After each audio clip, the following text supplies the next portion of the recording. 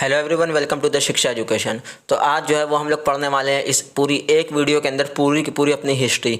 All chapter जो है वो बस एक ही चैप्टर एक ही वीडियो मतलब कि जो है वो पूरे कवर होने वाले हैं। और इसके बाद जो है नेक्स्ट डे जो है वो आप लोग की जो है सिविक्स और जो है इकोनॉमिक ज्योग्राफी भी वो बाकी की सारी आ जाएगी। और एग्ज़ाम से पहले 100% की आप लोग की SST जो है पूरी कवर हो जाएगी। एकदम डीप नॉलेज पढ़ाई जाएगी, ऐसा नहीं है कि बस हल्का हल्का बता दिया जाए। एकदम जो है NCERT जो है वो पूरी की पूरी आप लोग की जो है वो कवर कराई जाएगी। तो इसको जो है ज़्यादा से ज़्यादा शेयर करें, लाइक करें, सब्सक्राइब करें और जो है अपने दोस्तों के साथ जो है इसको शेयर करें। तो सबसे पहले जो हम लोग को पढ़ना है वो हम लोग को पढ़ना है चैप्टर कौन सा, पहला chapter the rise of nationalism in Europe.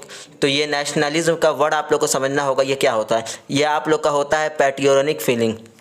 कौन सी फीलिंग, जब मतलब कि इसमें जो है ये देश के प्रति जो है वो आपके प्यार को जो है वो बताती है। तो इस चैप्टर में हम लोग बात करने वाले हैं कि यूरोप में जो है कैसे जो है एक प्यार बढ़ा और जो है एक यूनिटी जो है वो इस्टेब्लिश्ड हुई। तो सबसे पहले आते हैं इसके अंदर एक टर्म आता है कौन सा, फ्रेंच रेवोल्यूशन। तो ये जो है 1789 में जो है आप में फ्रांस में जो है ये हुआ था फ्रेंच रेवोल्यूशन। किस लिए लोगों ने ये हुआ क्यों था, मतलब किस लिए ये कराया गया था फ्रेंच रेवोल्यूशन को। ये इसलिए कराया गया था कि फ्रेंच में जो है फ्रांस में जो है वो डेमोक्रेसी इस्टेब्लिश करवाना था। वहाँ पे क्या चल रहा था, वहाँ पे जो है मोनार्की का रूल चल रहा था, मोनार्की वाला। तो वहाँ पे जो है डेमोक्रेसी लानी थी, तो इसलिए जो है वहाँ पे फ्रेंच रेवोल्यूशन जो है वो किया गया। कब किया गया, 1789 में। अब डेमोक्रेसी मतलब आप लोग समझते होंगे आई होप कि इलेक्ट करना होता अपना लीडर जो है वो आप लोग खुद से चुन सकते हैं। जैसे हम लोग इंडिया में है डेमोक्रेसी है, जाहिर सी बात है, तो इसी को हम लोग जो है डेमोक्रेसी कहते हैं, ठीक है। तो अब इस वजह से जो है बहुत उस टाइम पे जब ये चीज़ हो रही थी डेमोक्रेसी लाने के लिए, तो वहाँ पे जो है बहुत सारे प्रोटेस्ट जो हैं वो किए जा रहे थे। बहुत सारे प्रोटेस्ट जो है फ्रांस में जो है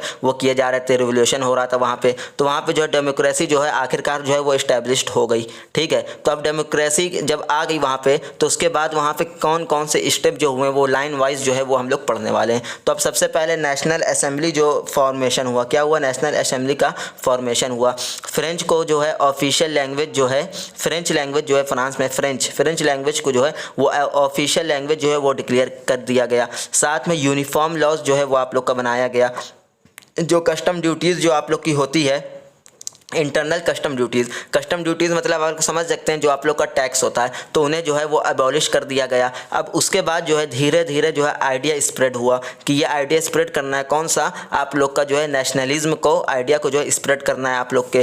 तो अब उसको कैसे होगा, तो वहाँ पे जो स्कूल में लोग पढ़ रहे हैं और जो कॉलेज में पढ़ रहे हैं, जो फ्रांस में है या जो है उसके अदर बदर यूरोप में जो बाकी जो कंट्री हैं, वहाँ पर भी जो लोग स्टूडेंट पढ़ रहे हैं, तो वो लोग ने क्या किया, एक जैकोबियन क्लब को जो है वो बनाया। अब वहाँ पर जैकोबियन क्लब को वो लोग क्या करते थे, वो लोग आइडिया जो है वो स्प्रेड करते थे। कौन सा आइडिया, आप लोग का जो है इस्टेब्लिश्ड वाला, मतलब कि नेशनलिज्म वाला जो इस आइडिया है उसको जो है वो लोग स्प्रेड करते थे। तो अब जो है फ्रेंच आर्मी ने क्या की, फ्रेंच ने जो है अपनी आर्मी को, फ्रांस ने अपनी आर्मी को जो है वो भेजा कि भाई तुम जाओ और वहाँ पे जो भी अदर कंट्री हैं, वहाँ पे जो लोग भी स्टूडेंट है जो जैकोबियन क्लब बनाए, उनकी जाकर मदद करो कि वो लोग जो है नेशनलिज्म आइडिया को जो है वो स्प्रेड कर रहे हैं, तो उनकी जाकर उन लोग हेल्प करो। अब फ्रांच आर्मी जो है वो अलग ही कारनामा करके आ गई। अभी आगे आप लोग को बताता हूँ उसके बारे में कि वो गई थी हेल्प करी कि उसने जो है जैकोबियन क्लब में जो है हेल्प किया कि फ्रेंच रिवोल्यूशन को जो है स्प्रेड जो हो रहा था नेशनलिज्म को, उसको स्प्रेड कराया। लेकिन उसके अलावा भी उसने जो है एक आध काम और कर दिया, जो आपको अभी आगे बताता हूँ।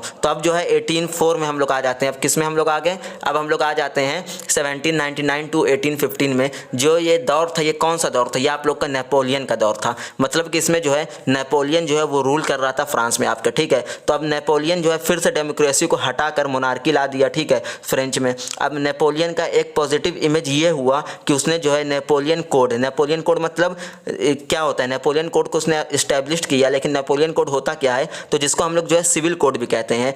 सिविल कोड जो है नेपोलियन कोड में सभी को इक्वालिटी मिलती है। इसमें क्या होता है सिविल कोड में कि जो है यहाँ पे जो है इक्वालिटी दी जाती है बिफोर द लॉ, ठीक है। साथ में किसी को जो है मिलता है राइट टू प्रॉपर्टी। और उसने जो है टेटा फ्यूडल सिस्टम जो हटा दिया। टेटा फ्यूडल सिस्टम, आप लोग फ्यूडल सिस्टम समझ रहे हैं, ये आप लोग ऐसे समझ सकते हैं फ्यूडल सिस्टम को कि जो मतलब आप लोग कोई अमीर हो या गरीब हो, जो भी वहाँ पे जो है काम कर रहा है, तो उसको जो है कुछ अमाउंट जो है वो देना पड़ता है एज अ टैक्स। तो वो फ्यूडल सिस्टम जो है वो नेपोलियन ने जो है वहाँ पे जो हटा दिया, ठीक है। अब नेपोलियन के आने के बाद जो है ट्रेड, ट्रांसपोर्टेशन और कम्युनिकेशन बहुत बढ़ा। साथ में फ्रेंच आर्मी में वो बाहर जो फ्रेंच आर्मी जो गई हुई थी वो जो है वो कुछ अलग ही कर दी। क्या अलग कर दी? मतलब कि उन्होंने आइडिया तो स्प्रेड किया ही किया, पर साथ साथ में कुछ कुछ कंट्री पे कंसर्न कर लिया। मतलब कि जो जो सी कंट्री में गई थी वहाँ पे जो है वो रूल करने लगी, वहाँ के लोग को जो है वो अपने अंडर में ले ली, समझ रहे हैं? वहाँ पे जो है रूल करने लगी, ठीक है। तो अब वहाँ पे जो रूल कर रही थी तो वहाँ के लोग को, वहाँ के जो जवान लोग थे उन लोग को भी फोर्स कर रही थी फ्रेंच आर्मी। किस लिए? कि भाई तुम जो हो वो मेरी आर्मी को जो है वो ज्वाइन करो, ठीक है।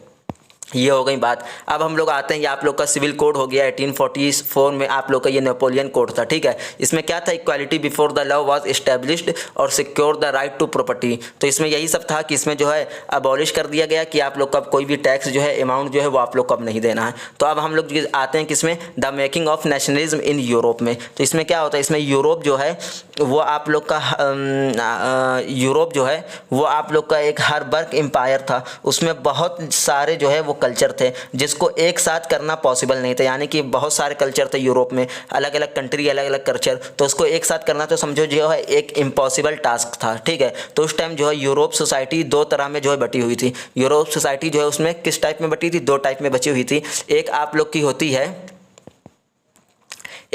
की होती है एरिस्टोक्रेसी एंड एक आप लोग की होती है पीजेंट, और उसके बाद जो है वो आप लोग का मिडिल क्लास आता है, जैसा कि आप लोग देख सकते हैं। तो पहले हम लोग समझते हैं कौन सा? एरिस्टोक्रेसी और आप लोग का पीजेंटली। तो एरिस्टोक्रेसी में क्या होता है? इसमें जो है लेस पॉपुलेशन यानी कि कम लोग रहते हैं, लेकिन आप लोग का वहीं जो पीजेंट्री की बात करते हैं तो वहाँ पे हाई पॉपुलेशन है, ज़्यादा लोग हैं। अब आप लोग की एरिस्टोक्रेसी में क्या होता है? इसमें हाई क्लास वाले लोग रहते हैं और डोमिनेटिंग लोग रहते हैं।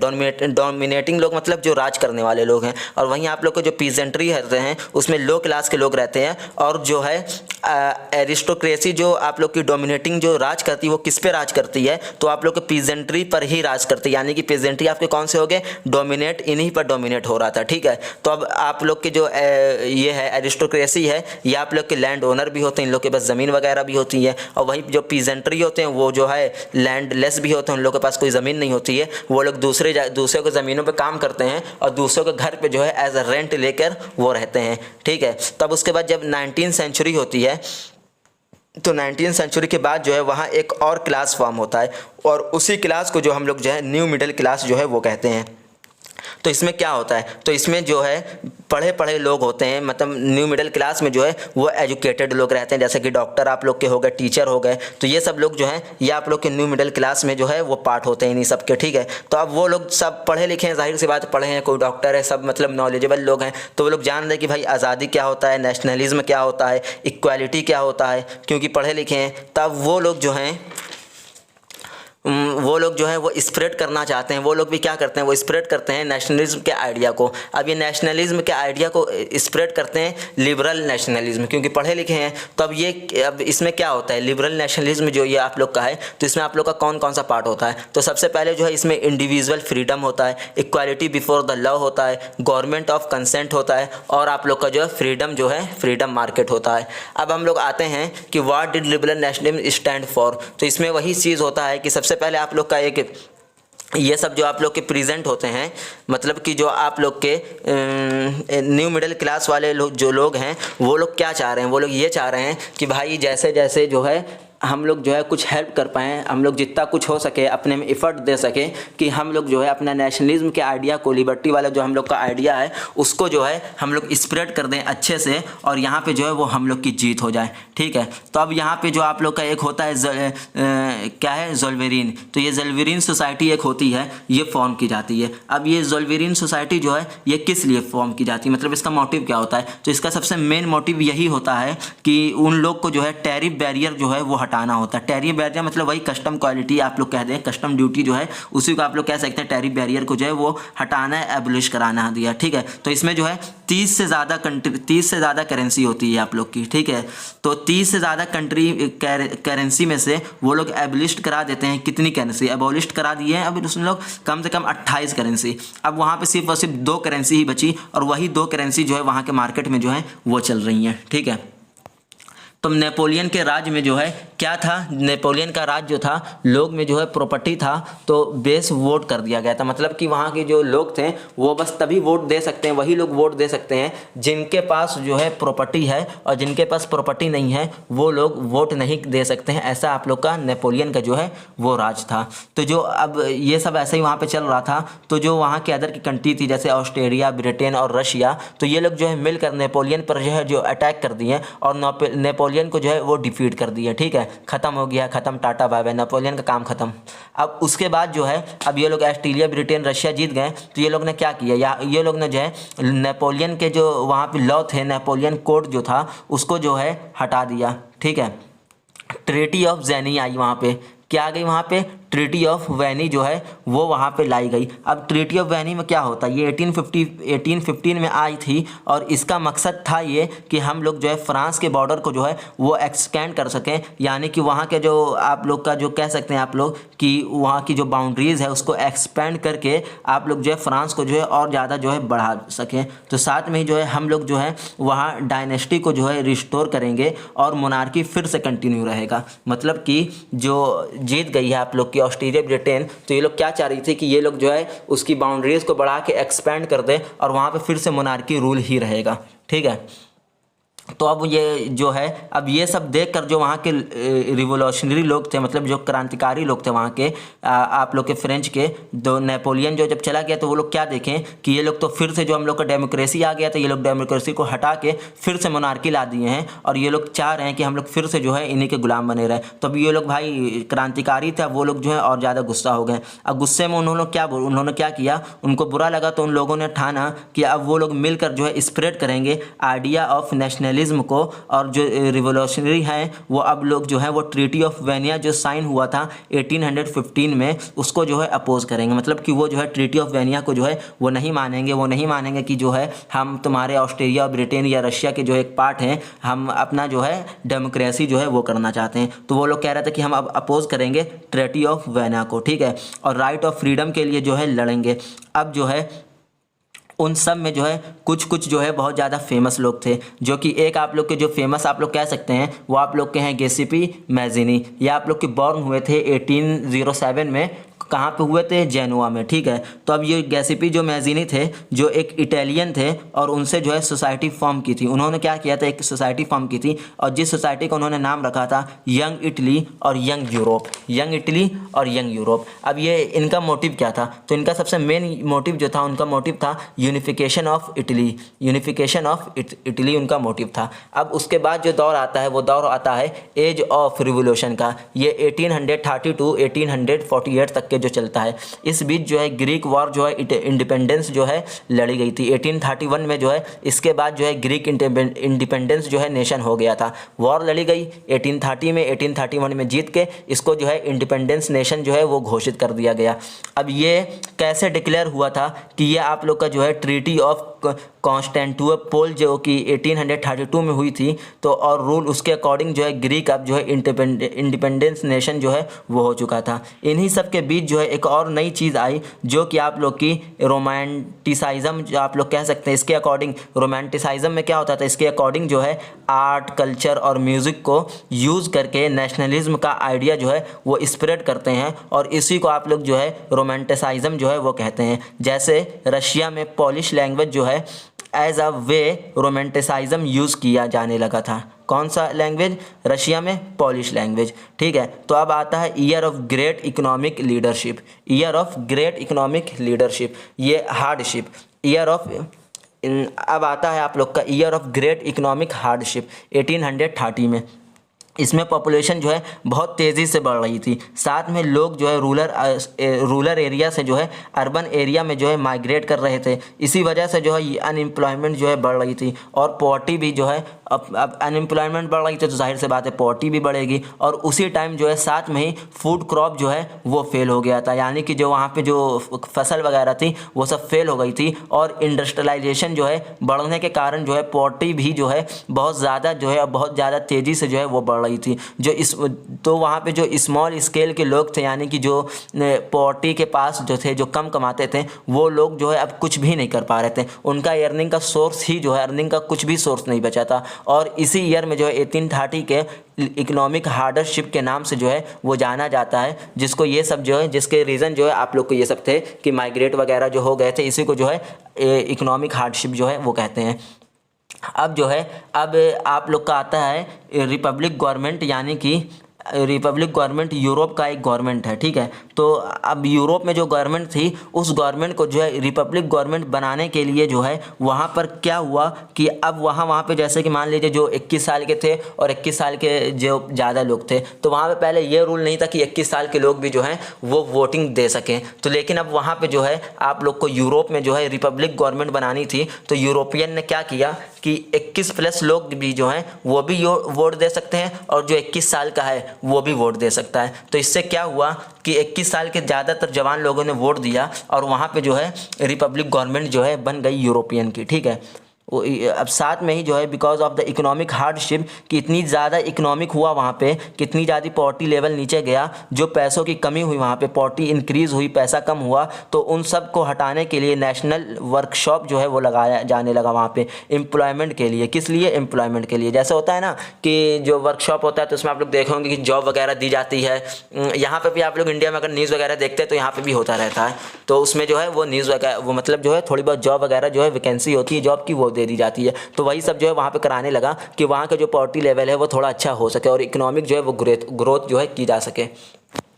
अब जो है आप लोग का आता है यूनिफिकेशन ऑफ जर्मनी, यानी कि the making of Germany and Italy. तो इसमें जर्मनी और इटली के बारे में हम लोग पढ़ेंगे। तो आप लोग का जो यूरोपियन गवर्नमेंट है बहुत ट्राई किया, जर्मनी की हम पहले पढ़ रहे हैं, यूनिफिकेशन ऑफ जर्मनी हम लोग पढ़ रहे हैं। तो यूरोपियन गवर्नमेंट ने जो है बहुत ज़्यादा ट्राई किया था कि वो यूनिफिकेशन ऑफ जर्मनी कर पाए, मतलब कि जर्मनी को जो है यूनिफाई कर पाए, जर्मनी को जीत पाए, ठीक है। अब उसके बाद जो है तो उस टाइम जो है वहाँ के किंग जो थे विलियम IV का जो राज होता था, तो उनके बाद जो है रशिया के एक लीडर थे ऑटो वैन, उस क्या नाम है, ऑटो वैन बिस्मार्क। तो ऑटो वैन बिस्मार्क जो थे वो अपने रूल के चलते, यानी कि उनका रूल कुछ था या उनकी कुछ ट्रिक आप लोग कह लीजिए, कि उन्होंने जो है 1864 से लेके 1870 तक जो है वहाँ पे राज किया, वहाँ पे मतलब वो जो है वो जीत गए।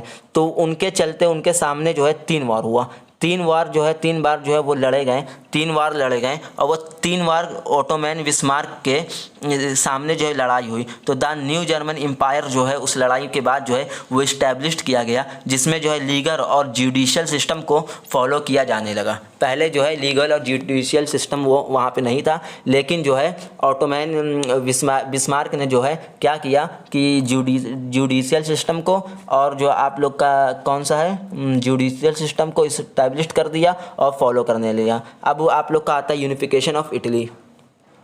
तो यूनिफिकेशन ऑफ इटली में क्या होता है कि इसमें जो है 3 बड़े रिवोल्यूशनरी जो उनके जो सबसे बड़े हाथ थे, मतलब कि यूनिफिकेशन ऑफ इटली में क्या होता है कि यूनिफिकेशन ऑफ इटली में 3 लोग का सबसे ज़्यादा हाथ था।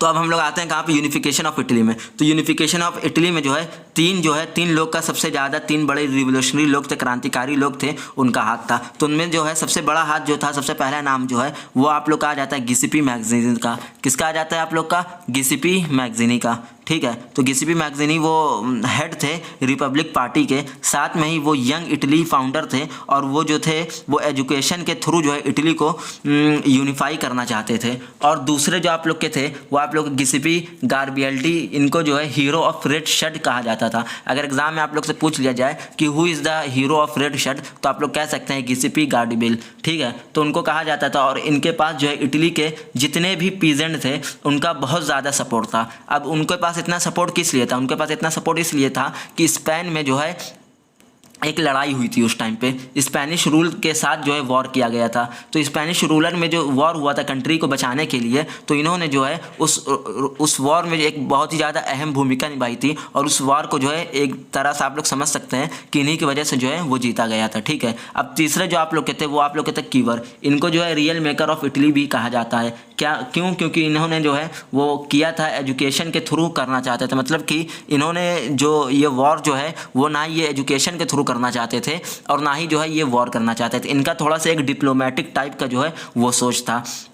जो इटली यूनिफाई हो गया तब विक्ट्री इमैनुअल टू जो कि आपके बहुत अच्छे राजा थे, मतलब कि वो आप लोग काइंडली टाइप के थे, और उन्हीं को जो है बाद में जो है एक नाम दिया गया जिस नाम को आप लोग आज भी जानते होंगे, फादर ऑफ द फादरलैंड, इनको जो है बनाया गया था। ठीक है, अब यूनिफिकेशन ऑफ ब्रिटेन में हम लोग आते हैं।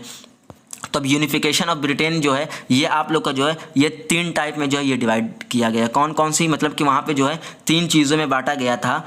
एक आप लोग का था स्कॉटिश, एक आप लोग का था ईरिश और एक आप लोग का था इंग्लिश। ठीक है, तो अब जो है इसमें ब्रिटेन बहुत ज़्यादा जो है हाई पावर का था। आप लोग जान सकते हैं कुछ टाइम जो है सबसे ज़्यादा कोई पावर थी अच्छी तो वो सिर्फ और सिर्फ ब्रिटेन थी, ना वो कहीं हारता था ना कुछ होता था। ब्रिटेन के पास जो है उस टाइम बहुत ही ज़्यादा पावर था। ठीक है, तो सारे वॉर जो है वो जीत जाता था, मतलब उसके पावर जो है बहुत ही ज़्यादा थी, समझ सकते हैं आप लोग। ठीक है, तो अब वहाँ पर जो स्कॉटिश, इंग्लिश, ईरिश को जो है आइडेंटिफाई करना थोड़ा सा हार्ड हो रहा था, लेकिन ईजिली फिर भी लोगों ने कर ही दिया, जिसमें जो है सबसे पहले इंग्लैंड यानी कि इंग्लिश और जो आप लोग का स्कॉटिश है यानी कि स्कॉटलैंड को यूनिफाई किया गया, और वो दोनों मिलकर आप लोग का क्या बना, यूनाइटेड किंगडम जो है बाद में जाकर बन गया। अब उसके बाद जो है यूनाइटेड किंगडम बनने के बाद आप लोग का जो आयरलैंड है, आयरलैंड भी उसमें शामिल हो गया, और पूरा मिलकर जो है क्या हुआ कि बाद में जो है जाकर आयरलैंड भी उसमें जो है ऐड हुआ, और जो है वो मिलकर जो है आप लोग का ब्रिटेन बना। पहले आप लोग का क्या क्या बना, आप लोग का पहले जो है वो स्कॉटिश और इंग्लिश मिला, और उसके बाद जो है आप लोग का जो है आयरलैंड जो है ईरिश यानी कि वो मिला। उसके बाद ये तीनों मिलने के बाद एक ब्रिटेन फॉर्म हुआ, और ब्रिटेन में जो है इंग्लिश को जो है नेशनल लैंग्वेज बनाई गई, और इसी तरह यूनिफिकेशन ऑफ ब्रिटेन आप लोग का जो है वो हो गया। ठीक है, आई होप कि आप लोग को अच्छे से क्लियर समझ में आ रहा होगा। अब हम लोग पढ़ते हैं विजुअलाइजेशन में। तो अब हम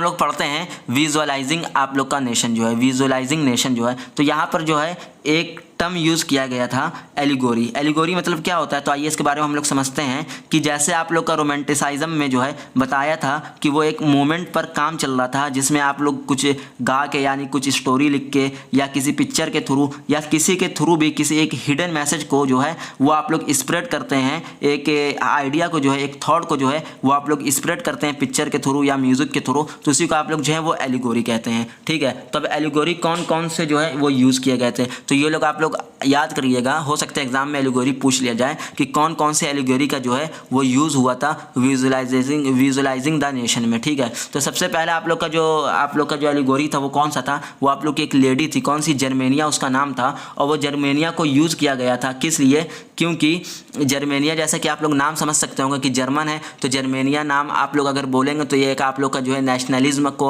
अपोज कर देता है। जैसे कि आप लोग देख सकते हैं कि इंडिया में अगर बोला जाए तो भारत हो गया, भारत माता हो गई, तो वैसा ही जो है जर्मन में जो है जर्मेनिया लेडी नाम था, तो उसको जो है उसका नाम जो है लिया जाता था, जो आप लोग को बताता था कि ये जो है नेशनलिज्म का एक प्रतीक है। ठीक है, और दूसरा जो आप लोग का था वो आप लोग की ब्रोकन चैन थी, वो एक सिंबल था लिबर्टी का, यानी कि वो लिबर्टी के बारे में जो है वो बताता था। और जो तीसरा था वो राइजिंग सन था, यानी कि वो जो आप लोग के न्यू एरा को बताता था, जैसे कि न्यू एरा आप लोग कहा था, राइजिंग सन यानी कि नया सवेरा। ठीक है, अब एक आप लोग का था स्वॉर्ड, वो रेडी टू फाइट रहता था कि हमेशा जो है फाइट के लिए जो है तैयार रहो। ठीक है, ये सब जो है आप लोग एक हिडन मैसेज आप लोग आई होप कि समझ पा रहे होंगे। एक आप लोग का ओक्लिव होता था, इसमें जो है क्राइम हेरोइज्म को जो है वो बताता था। ये सब आप लोग के एलिगोरी थे जिसका जो है यूज़ किया गया था आप लोग का फ्रीडम के लिए, और जो है यूज़ किया जा रहा था लड़ने के लिए।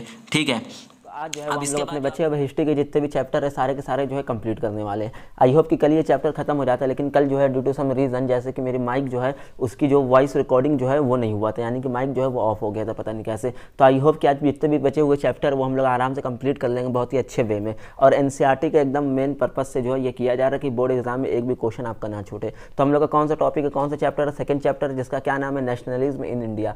तो ये पूरा किस पे बेस है, पूरा का पूरा आप लोग के इंडिया पे बेस है कि हम लोग के इंडिया में जो है ब्रिटिशर कैसे आए थे और वो कैसे वापस गए थे, उसमें गांधी जी का और जवाहरलाल नेहरू जी का क्या क्या रोल था, तो ये सब जो है पूरा का पूरा इस चैप्टर में जो है वो हम लोग को पढ़ना है। अब सबसे पहले जो है इंडिया जो है वो सोने की चिड़िया कही जाती थी, जैसा आप लोगों ने सुना होगा।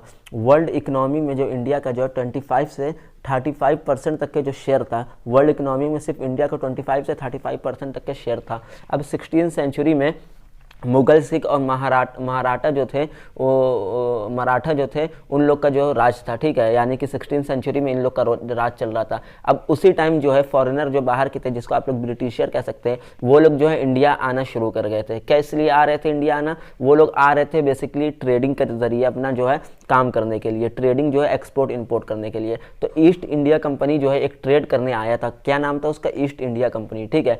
पर उसने जो है अंदर अंदर एक आर्मी बनाना शुरू कर दिया, और वो आर्मी क्या हुई थी, यानी कि 1858 में जो है बैटल ऑफ प्लासी किया था ब्रिटिशर वाले लोगों ने, आर्मी ने, और उसमें क्या हुआ था, उसने जो है पूरे के पूरे बंगाल पे जो है वो कैप्चर कर लिया था। आए थे ट्रेड करने ब्रिटिशर, लेकिन जो है स्मॉल स्मॉल पार्ट में जो है छोटी छोटी प्लेस पे, छोटी छोटी कंट्री स्टेट में जो है वो जाके जो है अपना कैप्चर करने लगे था, आर्मी फैलने लगी थी, और इस तरह से जो है उन लोग का रूल जो है वो बढ़ता जा रहा था। तो आप लोग का बंगाल जो है वो कैप्चर हो गया था, उन लोग के अंडर में आ गया था। तब जो फर्स्ट वर्ल्ड वॉर हुआ था 1914 में, ठीक है, तो उसमें क्या हुआ था, ये लड़ाई जो थी ये किसकी लड़ाई थी? ये थी ब्रिटिशर की लड़ाई। लेकिन उस टाइम जो है ब्रिटेन ने जो है वो इंडिया पे जो है वो काबू कर लिया था, इंडिया जो है उनके अंडर में था। तो अपने आप लोग समझ सकते हैं कि इंडिया भी जो है उस वर्ल्ड वॉर में जो है अपने आप ही जो है वो इन्वॉल्व हो गया था, ठीक है। तो वर्ल्ड वॉर में जब इसकी ब्रिटिशर की और इन लोग की जब लड़ाई चल रही थी, तो उन लोग पर जो भी ज़रूरत पड़ रही थी ब्रिटिशर वाले लोगों को, जैसे कि उन लोग को पैसा चाहिए था, उन लोग को वेपन चाहिए था, तो ये सब चीज़ की ज़रूरत वो लोग कैसे कर रहे थे, वो आप लोग समझ सकते हैं कि वो लोग इंडिया से जो है वो ले रहे थे। अगर पैसा चाहिए तो वो इंडिया से ले रहे थे। किस जरिए ले रहे थे? कि इंडिया के पास जो टैक्स था, उस टैक्स को वो लोग बढ़ा दिया था कि इंडिया से जो है वो ज़्यादा पैसा आए और वो लोग ज़्यादा से ज़्यादा लड़ाई में लगा सके। और वेपन वगैरह जो भी थे, वो वेपन वगैरह भी जो है वो इंडिया से ही जो है एक्सपोर्ट करवा रहे थे। और उसके बाद जो इंडिया में जो आप लोग के हेल्दी, आप लोग कह सकते हैं कि हेल्दी पीपल थे, या जो अच्छे खासे लोग थे, जवान लोग थे, उन लोग को जो है ज़बरदस्ती भेज रहे थे। किस लिए? कि वो लोग जाएं और आपने ब्रिटिशर की तरफ से जो है वो लोग लड़ें, ठीक है, वर्ल्ड वॉर में। लेकिन वो लोग इंडिया के थे, ब्रिटिशर के तो थे नहीं। ब्रिटिशर के पास जो है इतने लोग नहीं थे कि आर्मी में उस टाइम वर्ल्ड वॉर की जो लड़ाई हो रही थी उसमें वो सफिशिएंट हो। तो इसीलिए जो है इंडिया के लोगों को भी ब्रिटिशर जो है ज़बरदस्ती भेज रहे थे कि तुम लोग जो है वो जाओ और जो है हम लोग के देश की तरफ से जो है वर्ल्ड वॉर में जो है हिस्सा लो, ठीक है। आई होप कि आप लोग समझ में आया होगा आप लोग को। तो अब जो जहाँ पे भी जितने भी यंग विलेजर जो लोग थे, उन लोग का आदमी जो भी थे, उन लोग को जो ज़बरदस्ती शामिल कराया जाता है वर्ल्ड वॉर में, ठीक है। अब इस समय जो है शॉर्टेज ऑफ फूड हो गया था। क्या हो गया था? शॉर्टेज ऑफ फूड हो गया था, यानी कि क्रॉप आप लोग का जो है वो फेल हो गया था। और जो है आप लोग का जब एग्रीकल्चर वगैरह जो है इस पे जो है ज़्यादा ध्यान नहीं दिया जा रहा था। जितना भी ध्यान जो है ब्रिटिशर गवर्नमेंट जो दे रही थी वो किस पे दे रही थी? वो वेपन वगैरह पर दे रही थी कि वर्ल्ड वॉर में जो है बहुत ही ज़्यादा अच्छे से जो है वो लोग लड़ सके। लेकिन वहीं दूसरी तरफ एग्रीकल्चर भी जो आप लोग का इंपॉर्टेंट है उस पर वो लोग ध्यान नहीं दे रही थी, और उस वजह से जो है आप लोग का एग्रीकल्चर जो है वो क्रॉप जो है वो फेल हो गया था, और एक तरह से समझ सकते हैं कि भुखमरी आ गई थी। अब 1918 के एंड तक के सबको क्या लगा था कि ये वर्ल्ड वॉर खत्म हो जाएगा, तो इसके बाद सब कुछ जो है वो ठीक हो जाएगा। लेकिन ऐसा नहीं हुआ, हालत जो है और से भी खराब होती जाई, बद से बदतर होती हुई चली गई हालत, ठीक है। अब 1915 में जो महात्मा गांधी थे, जो आप लोग के इंडिया जो है वो वापस आ चुके थे। कब आए थे? 1915 में। अच्छा, इनका जो नाम था महात्मा गांधी का, ये ऑलरेडी जो है वो फेमस थे। ये क्यों फेमस थे? क्योंकि ये साउथ अफ्रीका में जो है उन्होंने जो है रेजनम आंदोलन किया था, और वहाँ पे जो है उन्होंने उसके खिलाफ बहुत ज़्यादा मूवमेंट किए थे, जिसकी वजह से महात्मा गांधी जो है अफ्रीका में ही जो है फेमस हो गए थे। अब वो इंडिया आए कब आए? 1915 में। तो इंडिया आने के बाद जो है वो लाए अपने साथ, क्या लेके आए? वो अपने साथ लेके आए सत्याग्रह। अब ये सत्याग्रह है क्या? ठीक है, क्या लेकर आए थे? सत्याग्रह। तो ये सबसे पहले जो है चंपारण सत्याग्रह किया था, जो कि आप लोग का 1960 में एक बिहार का एक डिस्ट्रिक्ट है चंपारण, वहाँ पे ये सत्याग्रह हुआ था। कौन सा डिस्ट्रिक्ट है ये? बिहार का। मैं तो ज़्यादा नहीं जानता हूँ, अगर आप लोग बिहार में कहीं से हैं तो आप लोग मुझे बताइएगा, तो ठीक है। तो ये बिहार का एक डिस्ट्रिक्ट है चंपारण, तो वहीं पर सबसे पहला हुआ था 1916 में ये सत्याग्रह, जहाँ पर ये लोग क्या कर रहे थे वहीं पर। अच्छा क्यों हुआ था कि ये चंपारण में ही क्यों हुआ था? तो चंपारण में इसलिए हुआ था कि ब्रिटिश जो थे वो लोग जो है चंपारण में एक प्लांटेशन सिस्टम जो है वो रखे हुए थे। तो गांधी जी जो थे वो लोग प्लांटेशन सिस्टम को जो है वो अपोज करने के लिए जो है चंपारण में सबसे पहला जो है सत्याग्रह किए थे। ठीक है, अब दूसरा सत्याग्रह जो हुआ तो वो कहाँ हुआ, तो वो आप लोग का अहमदाबाद मिल स्ट्राइक जो है उसमें हुआ था। अहमदाबाद मिल स्ट्राइक के लिए किया गया था, जो कि 1918 में था। वो किस लिए था, वो इसलिए था कि वहाँ पे जितने भी वर्कर जो है वो काम कर रहे थे तो उनको जो है सैलरी वगैरह बहुत ज़्यादा कम दी जा रही थी। तो उन्हीं के वर्कर के वेजेस को जो है बढ़ाने के लिए जो है ये मूवमेंट लिया गया था, जिसको हम लोग अहमदाबाद मिल स्ट्राइक के नाम से जानते हैं 1918। तो अब जो है 1919 में आप लोग का एक रॉलेट एक्ट पास किया गया था। ये रॉलेट एक्ट किस लिए पास किया गया था, तो इसमें ब्रिटिशर ने एक रूल लाया था कि आप इंडिया में मतलब कोई भी अगर कोई भी पॉलिटिशियन या कोई कुछ भी है या कोई कितना भी अमीर है कोई कितना भी गरीब है, किसी को भी जो है वो ब्रिटिशर जो है किसी को भी पकड़ के, चाहे उसने कुछ किया हो या चाहे कुछ भी ना किया हो, उसको पकड़ के 2 साल के लिए जो है वो जेल में डाल सकती है। ये एक्ट जो है ये ब्रिटिशर लेके आई थी 1919 में। तो अब इसके खिलाफ जो है एक सत्याग्रह जो है बिहार में जो है वो किया जा रहा था। मतलब कि इसके खिलाफ जो है सत्याग्रह बिहार में नहीं, सॉरी, इसके खिलाफ जो है वो सत्याग्रह किया जा रहा था। गांधी जी और भी जहाँ वो लोग जो मिलते वो मिल के जो है इसके खिलाफ जो है वो प्रोटेस्ट करने के लिए सोचे थे। ठीक है, अब जब महात्मा गांधी ने इसमें जो है इसमें प्रोटेस्ट मतलब कि सत्याग्रह जब हो रहा था इसके रॉलेट एक्ट के खिलाफ कि तुम ऐसे ही किसी को भी पकड़ के जेल में कैसे डाल सकते हो भाई, तो इसमें प्रोटेस्ट में क्या किया जा रहा था, तो इसमें मेन सबसे पहले यह किया जा रहा था इसमें कि सबसे पहले जितनी भी दुकानें थी, शॉप थी, उन सबको बंद करवा दिया जा रहा था और जो है स्ट्राइक लगाना जो शुरू कर दिया जा रहा था। जो आप लोग सुनते होंगे कि आज स्ट्राइक चल रही है, ये आज स्ट्राइक चल रही है टैक्सी वगैरह की, तो ये जब स्ट्राइक है, डॉक्टरों की स्ट्राइक जो चलती रहती है, ये सब उसी टाइम से जो है आया था कि गांधी जी ने स्ट्राइक करवा दिया था कि दुकानें सब बंद रहेंगी, कोई भी गाड़ी वगैरह नहीं चलेगी या प्रोटेस्ट होगा। अच्छा, प्रोटेस्ट मतलब क्या होता है, प्रोटेस्ट मतलब आप पीसफुली जो है अपना वर्क करते हैं, बगैर वायलेंस के अपनी आवाज़ को जो है वो उठाते हैं, तो ये सब प्रोटेस्ट हो रहा था। ठीक है, तब इसको क्या कहते हैं, इसको मार्शल लॉ भी इस्टेब्लिश्ड हुआ था। मतलब क्या हुआ था कि उसी टाइम आप लोग का एक मार्शल लॉ जो है वो इस्टेब्लिश्ड हुआ था। इसमें जनरल डायर को गवर्नमेंट का हेड बना दिया गया था। मतलब कि ये मार्शल लॉ होता क्या है, तो इसमें जो मिलिट्री का जो हेड होता है वही आप लोग का गवर्नमेंट का हेड बन जाता है। ठीक है, तब उसके बाद जो है तो फिर अब उसी मार्शल लॉ के बाद क्या हुआ था कि आप लोग का जो है 13 अप्रैल 1919 आया था, जिसको आप लोग बहुत अच्छे से जानते होंगे। ये आप लोग का इसमें क्या हुआ था, इसमें जलियांवाला बाग हुआ था।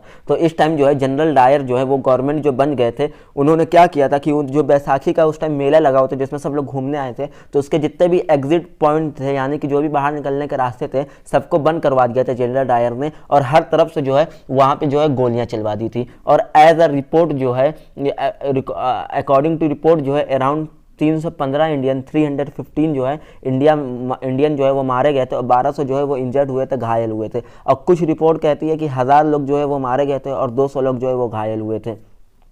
क्या था कि ब्रिटिश रूल, अच्छा ये जो है जलियांवाला बाग जो है ब्रिटिशर ने, जनरल डायर ने किया क्यों था, तो ये इसलिए किया गया था कि वो सोच रहे थे कि हम जो है वो इंडियन को डरा के रखें, और ये अगर चीज़ ये जलियांवाला बाग हम कर देंगे तो इंडियन के अंदर जो दहशत बढ़ जाएगी, वो मेरे खिलाफ जो है वो आवाज़ नहीं उठाएंगे। लेकिन हुआ कि इसका अपोजिट हो गया कि जितने लोग, जब ये लोग जितने भी इंडियन थे वो लोग देखें कि ये इतने लोग को जो है हम लोग के लोग को मार दिए ब्रिटिशर, तो उन लोग के अंदर जो है एक जो कहते हैं कि वो गुस्सा जो है वो भड़क के उभरा, और उसके बदले उन लोगों ने क्या किया कि जितने भी गवर्नमेंट की बिल्डिंग थी ब्रिटिशर वो लोगों की, उन सब पे जो है उन लोगों ने जो है अटैक कर दिया। अब जब महात्मा गांधी ने देखा कि उनका सत्याग्रह जो है वो एक बहुत ही ख़राब जो है वो फॉर्म ले रहा है और जो है ये बहुत ही ज़्यादा ख़राब आउटपुट दे रहा है, तो इसलिए उन्होंने क्या किया, अपना सत्याग्रह जो है वो बंद कर दिया। ठीक है, उन्होंने जो है सत्याग्रह को जो है वो बंद कर दिया।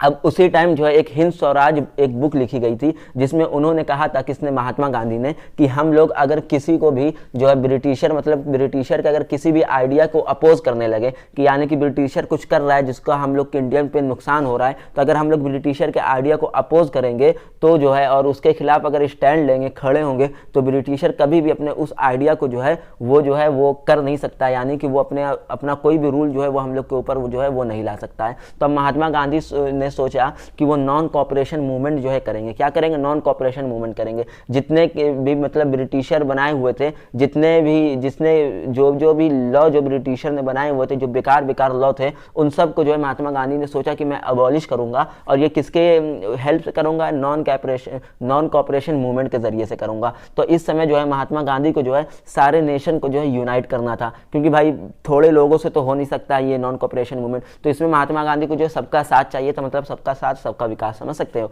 तो सारे नेशन को जो है यूनाइट करना था, तो इसीलिए उन्होंने हेल्प लिया किससे, मोहम्मद अली और शौकत अली से।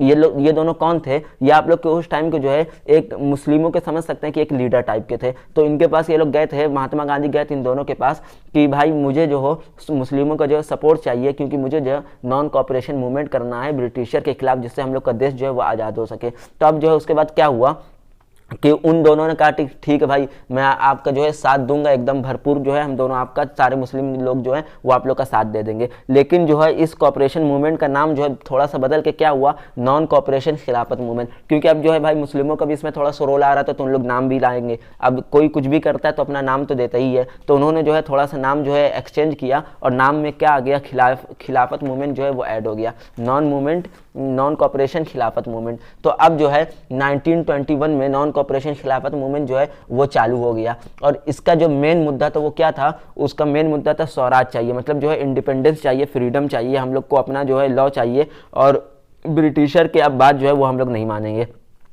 अब इसके जो हर चीज़ का जो इफेक्ट था वो थोड़ा थोड़ा जो है अलग तरीके से इफेक्ट हो रहा था इस नॉन कॉपरेशन खिलाफत मूवमेंट का। कैसे कि टाउन में अगर हम लोग बात करें कि टाउन और वगैरह सिटी में, तो हाँ एक मिनट ये रहा, तो ये हम लोग आ जाते हैं टाउन में। तो अगर हम लोग टाउन और सिटी की बात करें तो जितने भी लोग हैं गवर्नमेंट स्कूल जाते थे ब्रिटिशर वाले में, क्योंकि ब्रिटिशर का ही था, तो जितने लोग भी लोग कॉलेज स्कूल जाते थे या जो टीचर उसमें पढ़ाते थे, तो उन सब ने क्या किया कि उनको जो है बाइकआउट कर दिया कॉलेज और स्कूलों को ब्रिटिशर के, कि हम उनके जो है वो नहीं जाएंगे और हम लोग नहीं पढ़ेंगे उनके उसमें। और उसके बाद जो भी लायर थे, जो लीगल प्रोटेक्शन जो है वो करते थे, लीगल प्रैक्टिस वगैरह जो करते थे, उन लोगों ने भी अपना प्रैक्टिस छोड़ दिया, बाइकआउट कर दिया पूरी तरह से ब्रिटिशर को। और लोग जो है फॉरेन क्लोथ जो पहनते थे उनको भी बाइकआउट करना शुरू कर दिया, और उनको जो है वो जलाना शुरू कर दिया कि हम लोग जो है फॉरेनर के कपड़े जो है वो नहीं पहनेंगे। अब धीरे धीरे ये जो आप लोग का ये कह सकते हैं ये मूवमेंट जो है वो स्लो हो गया। क्योंकि स्लो क्यों हुआ, क्योंकि यहाँ सबने स्कूल तो छोड़ दिया था, बट इंडिया में इंडियन गवर्नमेंट जो है उन्होंने तो कोई स्कूल बनाया ही नहीं था। तो अब बच्चे को पढ़ना भी ज़रूरी है, तो वो पढ़ेगा कैसे। तो इसी वजह से उन लोग ने धीरे धीरे अब वापस ये आप लोग का मूवमेंट जो है ये थोड़ा डीप वर्क आ गया, और जो है वापस लोग जो है उसी स्कूल में जो है पढ़ने जाने लगे, कॉलेज में जाने लगे, और जो प्रोफेसर टीचर थे वो वापस उस कॉलेज में जो है जाके पढ़ाने लगे, और थोड़े दिन में जो है सब कुछ जो है वो नॉर्मल हो गया, और इन लोग का जितना भी एफर्ट था ये सब जो है वो बेकार चला गया। अब क्लोथ जो है, कपड़े जो है, कपड़े में ये बात है कि इंडिया में उस टाइम एक कपड़ा था खादी नाम का, अब वो उसकी जो कॉस्ट थी वो बहुत ज़्यादा हाई थी, तो हर कोई जो है इंडियन जो है वो अफोर्ड नहीं कर पा रहा था। तो इसी वजह से जो है उन्होंने जो है फॉरेनर क्लोथ को वापस से एक्सेप्ट किया, और फिर से जो है उसी को पहनना शुरू किया, क्योंकि वो थोड़ा सा चीप होता था एज पर इंडियन क्लोथ। ठीक है, तो अब हम लोग जो है आते हैं रूरल एरिया में जो है इसका क्या इफेक्ट पड़ा। ये आप लोग की तो उसमें हो गई, लेकिन अब अगर हम लोग रूरल एरिया में आए तो रूरल एरिया में कौन सा उस टाइम रूल चलता था, उस टाइम आप लोग का बेगार सिस्टम जो है वो फॉलो किया जाता था। अब इस बेगार सिस्टम में क्या होता था, इसके अकॉर्डिंग जो आप लोग के लैंड लोनर थे, यानी कि जिनके पास ज़मीन वगैरह थी, वो लोग गरीब से जो है बगैर पैसा दिए अपने ज़मीन पर, अपने फील्ड पे जो है वो काम करवाते थे। तो उसी समय आप लोग के जो बाबा रामचंद्र नेहरू जी थे, उन लोग ने जो है एक ओध किसान सभा का जो है इस्टेब्लिश किया। इसमें वो लोग जो है बेगर सिस्टम को जो है वो एबॉलिश करने वाले थे कि यह बेगर सिस्टम जो है ये अब जो है आप लोग के रूरल एरिया में जो है वो नहीं चलने वाला है। तो गांधी जी ने कभी भी ये नहीं कहा था लोगों से और गवर्नमेंट से कि हम लोग जो हैं वो आपको टैक्स नहीं देंगे, या उन्होंने जो है कभी वहाँ के लोगों से नहीं कहा था कि तुम लोग जो है वो गवर्नमेंट को टैक्स ना दो। लेकिन ये लोग क्योंकि रूरल के थे, इन लोग में थोड़ी सी इलिटरेसी जो है वो ज़्यादा थी, पढ़े लिखे कम थे, तो इन लोगों ने जो है वो थोड़ा गलत वे में जो है गांधी जी की बात लेके चले गए, और इन लोगों ने सोचा कि भाई अब हम लोग के पास एक गांधी जी आ गए हैं, अब हम लोग को ब्रिटिशर से डरने की कोई भी ज़रूरत नहीं है, तो अब हम लोग जो है वो गवर्नमेंट को जो है वो टैक्स नहीं देंगे, क्योंकि हम लोग के साथ गांधी जी, हम लोग को अगर कुछ भी होगा तो वो हम लोग के लिए गांधी जी जो है वो आवाज़ उठाएंगे। समझिए कि एक गांधी जी उन लोग के लिए समझे भगवान हो गए थे उस टाइम। तो एक टाइम आप लोग ये कह सकते हैं कि एकदम वो लोग समझ गए थे कि अब गांधीगिरी चलेगी, अब ब्रिटिशर की नहीं चलेगी। तो इसी वजह से वो लोग अच्छा वहाँ पे जो है प्लांटेशन में जो लोग काम करते थे ब्रिटिशर के, तो वहाँ पे एक रूल था कि तुम लोग जो है बीच में जो है कभी भी जॉब छोड़ नहीं सकते हो, मतलब जितना भी टाइम पीरियड उसको पूरा करने के बाद ही घर जा सकते हो। तो प्लांटेशन में जितने भी वर्कर आप लोग के गाँव में जो काम करते थे वो लोग क्या करने लगे, वो लोग आप लोग के बीच में ही जॉब छोड़ के अपने घर जो है वो वापस जाने लगे। अब घर जब वापस जा रहे थे तो उन लोग को पुलिस ने पकड़ा बीच रास्ते में, ब्रिटिशर पुलिस ने, और उन लोग को जो है बहुत मारा, अच्छे से जो है उन लोग की धुलाई कर दी। तो उन लोग के होश जो है वो थोड़े से ठिकाने आ गए कि हाँ हाँ भाई गांधीगिरी जो है इतनी जल्दी नहीं चलेगी, धीरे धीरे टाइम लगेगा, हर चीज़ सोच समझ के करी जाती है। ठीक है, अब हम लोग आते हैं फरवरी 1922 में, जब गांधी जी को पता चला कि नॉन कॉपरेशन खिलाफत मूवमेंट जो है ये इतना ख़राब हो रहा है कि लोग अपने आप लोग जो है वो हमको गलत वे में ले रहे हैं और गांधीगिरी वो जो चलाना चाह रहे हैं 1922 में, ये सब गांधी जी ने सोचा, तो उन्होंने क्या किया, इस नॉन कॉपरेशन खिलाफत मूवमेंट को जो है वो वापस ले लिया। अब इसी बीच जो आप लोग का 1 अगस्त 1920 डेट जो है, ये सब डेट आप लोग को याद रखनी है, और नहीं भी याद रखेंगे तब भी मैं बता दूंगा एग्जाम से पहले आप लोग को कैसे लिखना है कि नंबर मिलेंगे ही मिलेंगे।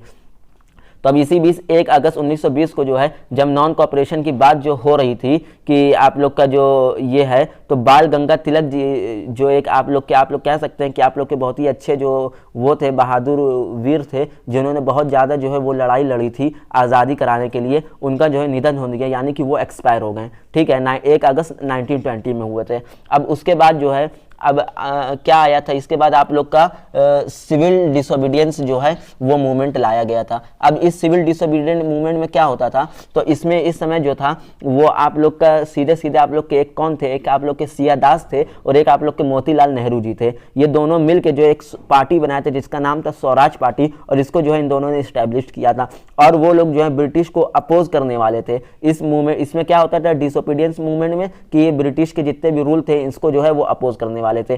कैसे अपोज करते, जुडिशली और जो है लीगली जो है इन दोनों ने जो है अपोज करने का सोचा। लेकिन वहीं आप लोग के जवाहरलाल नेहरू और आप लोग के सुभाष चंद्र बोस, वो लोग जो थे वो इस मूवमेंट में जो है वो ज्वाइन नहीं हुए, और इस खिलाफ के इसके मतलब आप लोग के सिविल डिसोबीडियंस के जो खिलाफ थे उन लोग को जो है लड़ना पसंद नहीं था।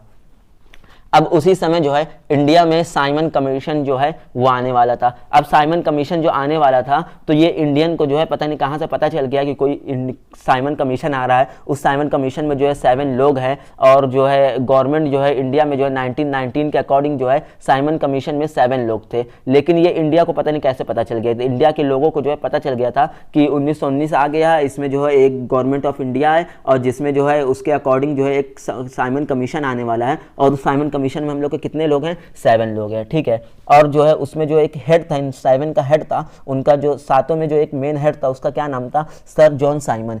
तो अब जो इंडियन थे वो लोग, उन लोग को लगा कि ये लोग जो है हम लोग को कुछ करने के लिए आ रहे हैं, हम लोग के खिलाफ कोई मूवमेंट लेने आ रहे हैं, लेकिन वो लोग आ किस लिए रहे थे, वो लोग अपने कुछ रिसर्च वगैरह के लिए आ रहे थे। ठीक है, तब इंडियन ने क्या किया, उनको अपोज करने के लिए जैसे ही वो आए तो क्या किया, एक कह सकते हैं आप लोग की वो पेपर वगैरह लेके चले गए जिसपे लिखा हुआ था साइमन गो बैक, और उनका पोस्टर वगैरह जो था वो लेकर गए जिसपे लिखा हुआ था साइमन गो बैक। ठीक है, और साइमन इज बैक, ये सब वगैरह वगैरह लिखा हुआ था। तो साथ में ही उसी समय जो है जब ये सब हो रहा था कि वो आए और इंडियन जो लोग थे उस पर इतना ज़्यादा अपोज करने लगे, तो इंडियन वो जो गवर्नमेंट थी ब्रिटिशर की, उसने क्या किया था, उसने उसी टाइम जो है आप लोग का लाठी चार्ज को जो है वो कर दिया था कि भाई लाठी चार्ज चलाओ कि लोग जो है वो काबू में आए। अब इस लाठी चार्ज में जो पुलिस चला रही थी इसमें जो है बहुत लोग को जो है चोट लगी थी, और ये कहाँ पे हो रहा था, ये आप लोग के लाहौर में हो रहा था। और इसी लाठीचार्ज में क्या हुआ था कि आपके जो लाला लाजपत राय थे उनका जो है वो एक्सपायर हो गए थे, उनकी मौत हो गई थी। ठीक है, अब 1929 को,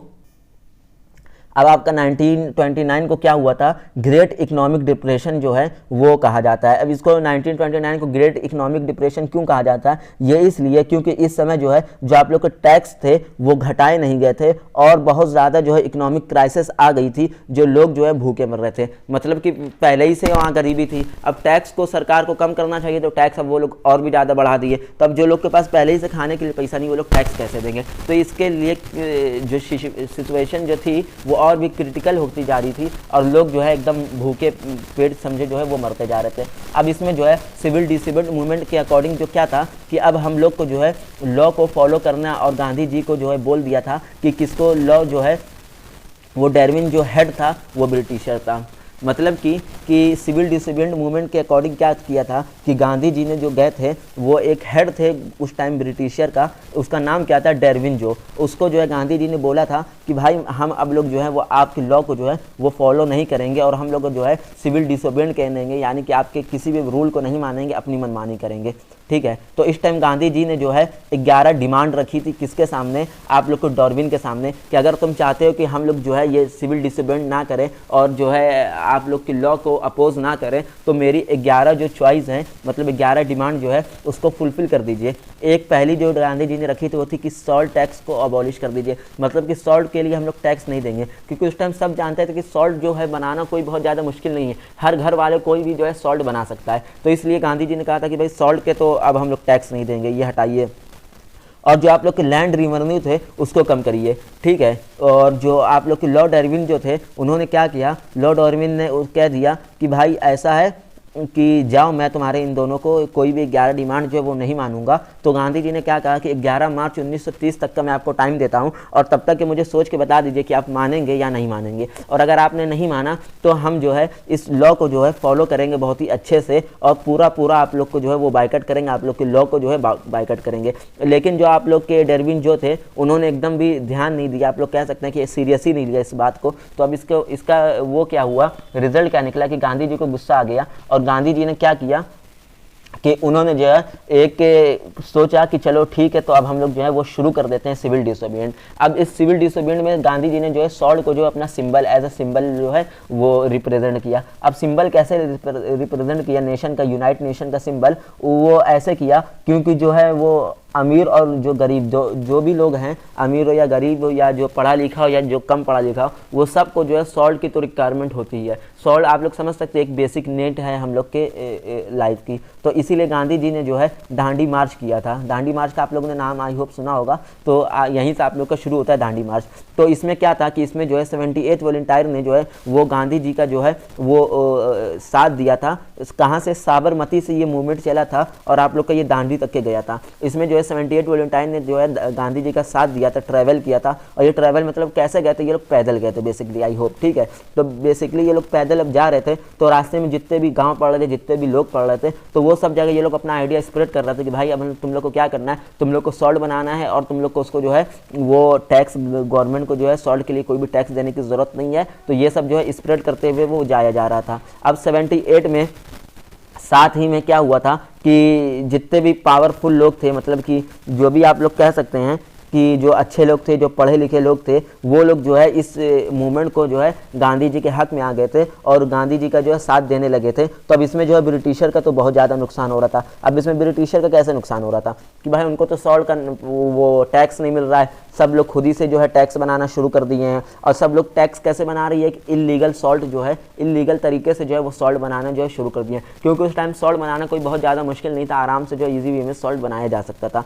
तो इलीगल जब सब सॉल्ट बना रहे थे तब ब्रिटिशर को आ गया गुस्सा। तो उस समय ब्रिटिशर ने क्या किया कि कम से कम 60,000 लोग जो है एज अकॉर्डिंग टू रिकॉर्ड 60,000 लोग को उसने जो क्या किया, पकड़ के जेल में डाल दिया। और साथ में ही आपके गांधी जी को भी उन्होंने जो है वो जेल में डाल दिया।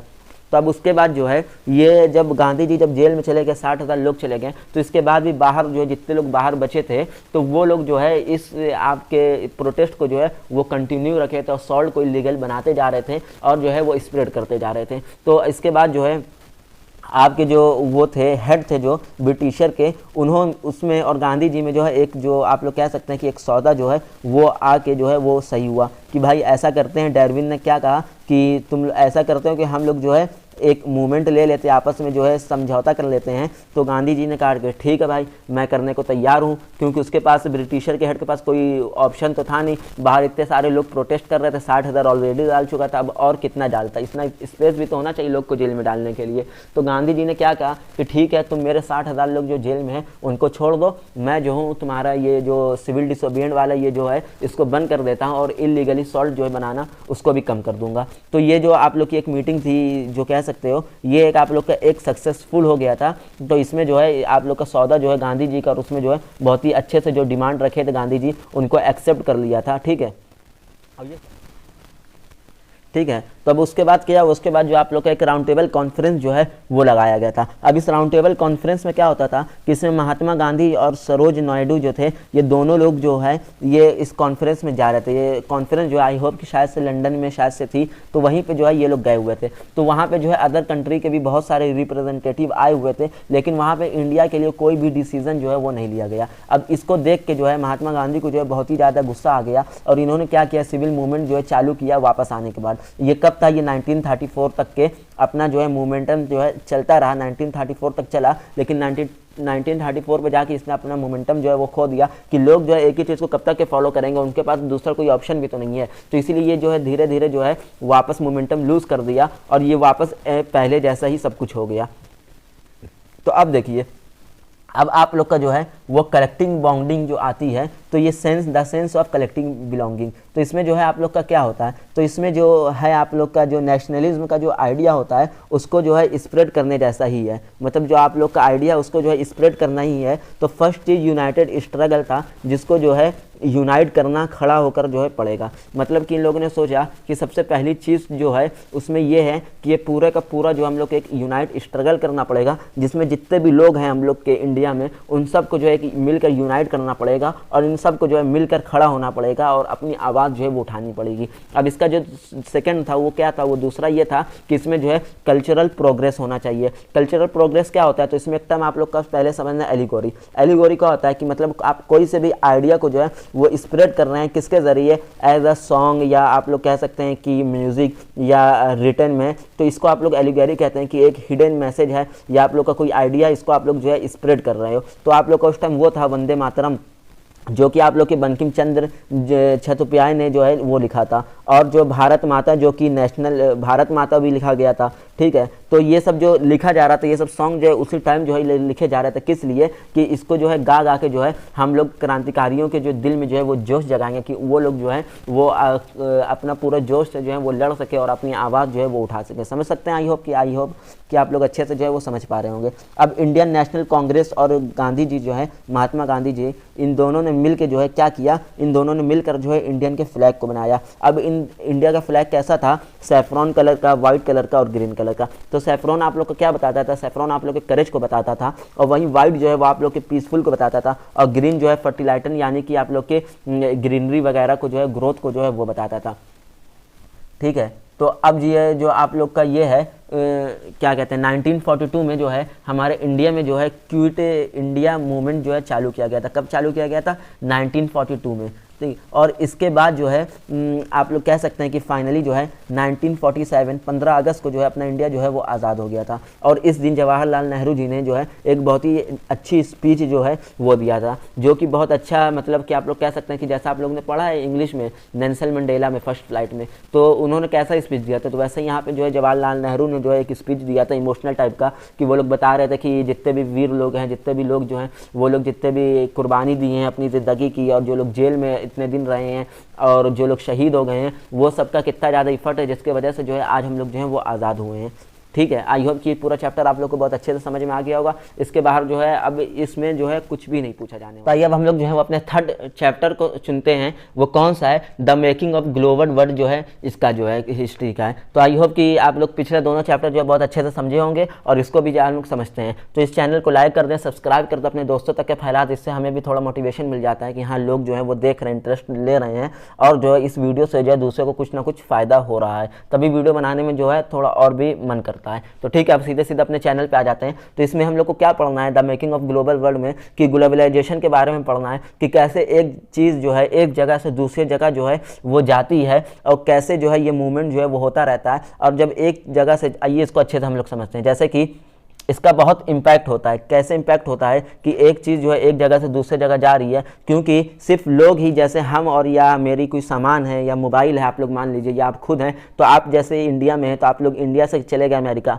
तो ये जो है ये सिर्फ आपका जाना और आपके मोबाइल का जाना या इस चीज़ का सिर्फ वो जो है आना जाना नहीं लगा है। इससे क्या हो रहा है, इससे सबसे बड़ी चीज़ ये है कि आपका कल्चर भी जो है वो आपके साथ जा रहा है, और आपका जो डिश वगैरह है, आपका जो फूड वगैरह का कल्चर है वो भी जो है वहाँ पे जा रहा है, और जो आपकी लैंग्वेज जो है वो भी आपका वहाँ पे जा रहा है, आपका बिहेवियर जो है ये सब कुछ जो है वो एक्सचेंज हो रहा है। तो ये सब एक से दूसरी कंट्री में ये सब कुछ जो एक्सचेंज हो रहा है, सिर्फ और सिर्फ जो है वो आप ही जा आ नहीं रहे हैं, आपके साथ साथ कल्चर वगैरह जो है ये सब कुछ जो है फूड वगैरह का जो है और जो डिश वगैरह है ये सब कुछ जो है ये एक्सचेंज हो रहा है। यही आप लोग का ग्लोबलाइजेशन होता है। तो इसी को जो है वो हम लोग सबसे अच्छे से पढ़ते हैं। तो अब हम लोग आते हैं 15th सेंचुरी में। तो 15th सेंचुरी में जो कोलंबस हैं उन्होंने अमेरिका को जो है वो ढूंढा था, और वहीं आप लोग के वास्को इमागा जो थे उन्होंने जो है इंडिया को ढूंढा था। तो ये ग्लोबलाइजेशन जो है वो बहुत पहले से चला आ रहा है, ये कोई नई बात नहीं है कि आज कल में हो रहा है, ठीक है। तो बहुत ही पहले से ये चला आ रहा है। तो इसमें जो है सबसे पहला टॉपिक जो है वो हम लोग को कौन सा पढ़ना है, उसमें हम लोग को पढ़ना है मॉडर्न वर्ल्ड जो था, पहले वाला जो मॉडर्न वर्ल्ड था। तो उस समय जो ग्लोबलाइजेशन था वो बहुत ही ज़्यादा तरीके से होता था। तो उसमें सबसे पहला जो है वो कौन सा है, वो आप लोग का सिल्क रूट है। तो अब इस सिल्क रूट में क्या था कि इसमें ये एक सबसे लार्जेस्ट एशियन नेटवर्क था। क्या था आप लोग का, ये एक आप लोग का सबसे लार्जेस्ट एशियन नेटवर्क था। अब इसमें क्या था कि कॉन्टिनेंट से, एक कॉन्टिनेंट से दूसरे कॉन्टिनेंट तक के ट्रेड होता था और चीज़ें जो हैं वो पहुंचाई जाती थी और लाई जाती थी, सामान वगैरह जो भी है ये इसी से जो है वो फैलाया जाता था। तो अब अगर हम लोग बात करें कि 114 BC से लेकर 1450 BC तक के सिल्क रूट का यूज़ जो है वो बहुत ही ज़्यादा जो है वो किया जाता था और ये एशियन नेटवर्क जो है ये कहलाता था। और ये एशिया के रीजन लाइक नॉर्दर्न अफ्रीका और यूरोप वगैरह जो है ये सब को जो है वो कनेक्ट करता था आपस में। अब इसका नाम जो है सिल्क रूट ही क्यों पड़ा, मतलब कोई और भी तो नाम हो सकता है। तो इसका सबसे पहला जो यूज़ होता था वो कहाँ होता था, वो आप लोग का सबसे पहला यूज़ जो था वो आप लोग का था चाइना में। सबसे पहला जो सिल्क यूज़ जो किया था सिल्क रूट का वो किया था चाइना ने। तो वहाँ पर जो है सिल्क जो होता था उसको जो है एक्सपोर्ट करने में, यानी कि चाइनीज़ सिल्क जो आप लोग कह सकते हैं चाइनीज़ सिल्क में, तो चाइनीज़ को अपने सिल्क को जो है वो एक्सपोर्ट करना था। तो उसको एक्सपोर्ट करने के लिए जो है वो इसका यूज़ किए और जब इसको अपना यूज़ चाइनीज़ सिल्क ने जो एक्सपोर्ट कर दिया अपने सिल्क को, तो उन्होंने क्या नाम दे दिया, एक सिल्क रूट दे दिया कि भाई ये चाइना में सबसे पहले हो रहा है। और इसमें क्या हो रहा है, इसमें सिल्क को जो है वो एक्सचेंज ये यानी कि ट्रांसपोर्ट किया जा रहा है, तो इसीलिए इसने नाम दे दिया, क्या नाम पड़ गया, सिल्क रूट, ठीक है।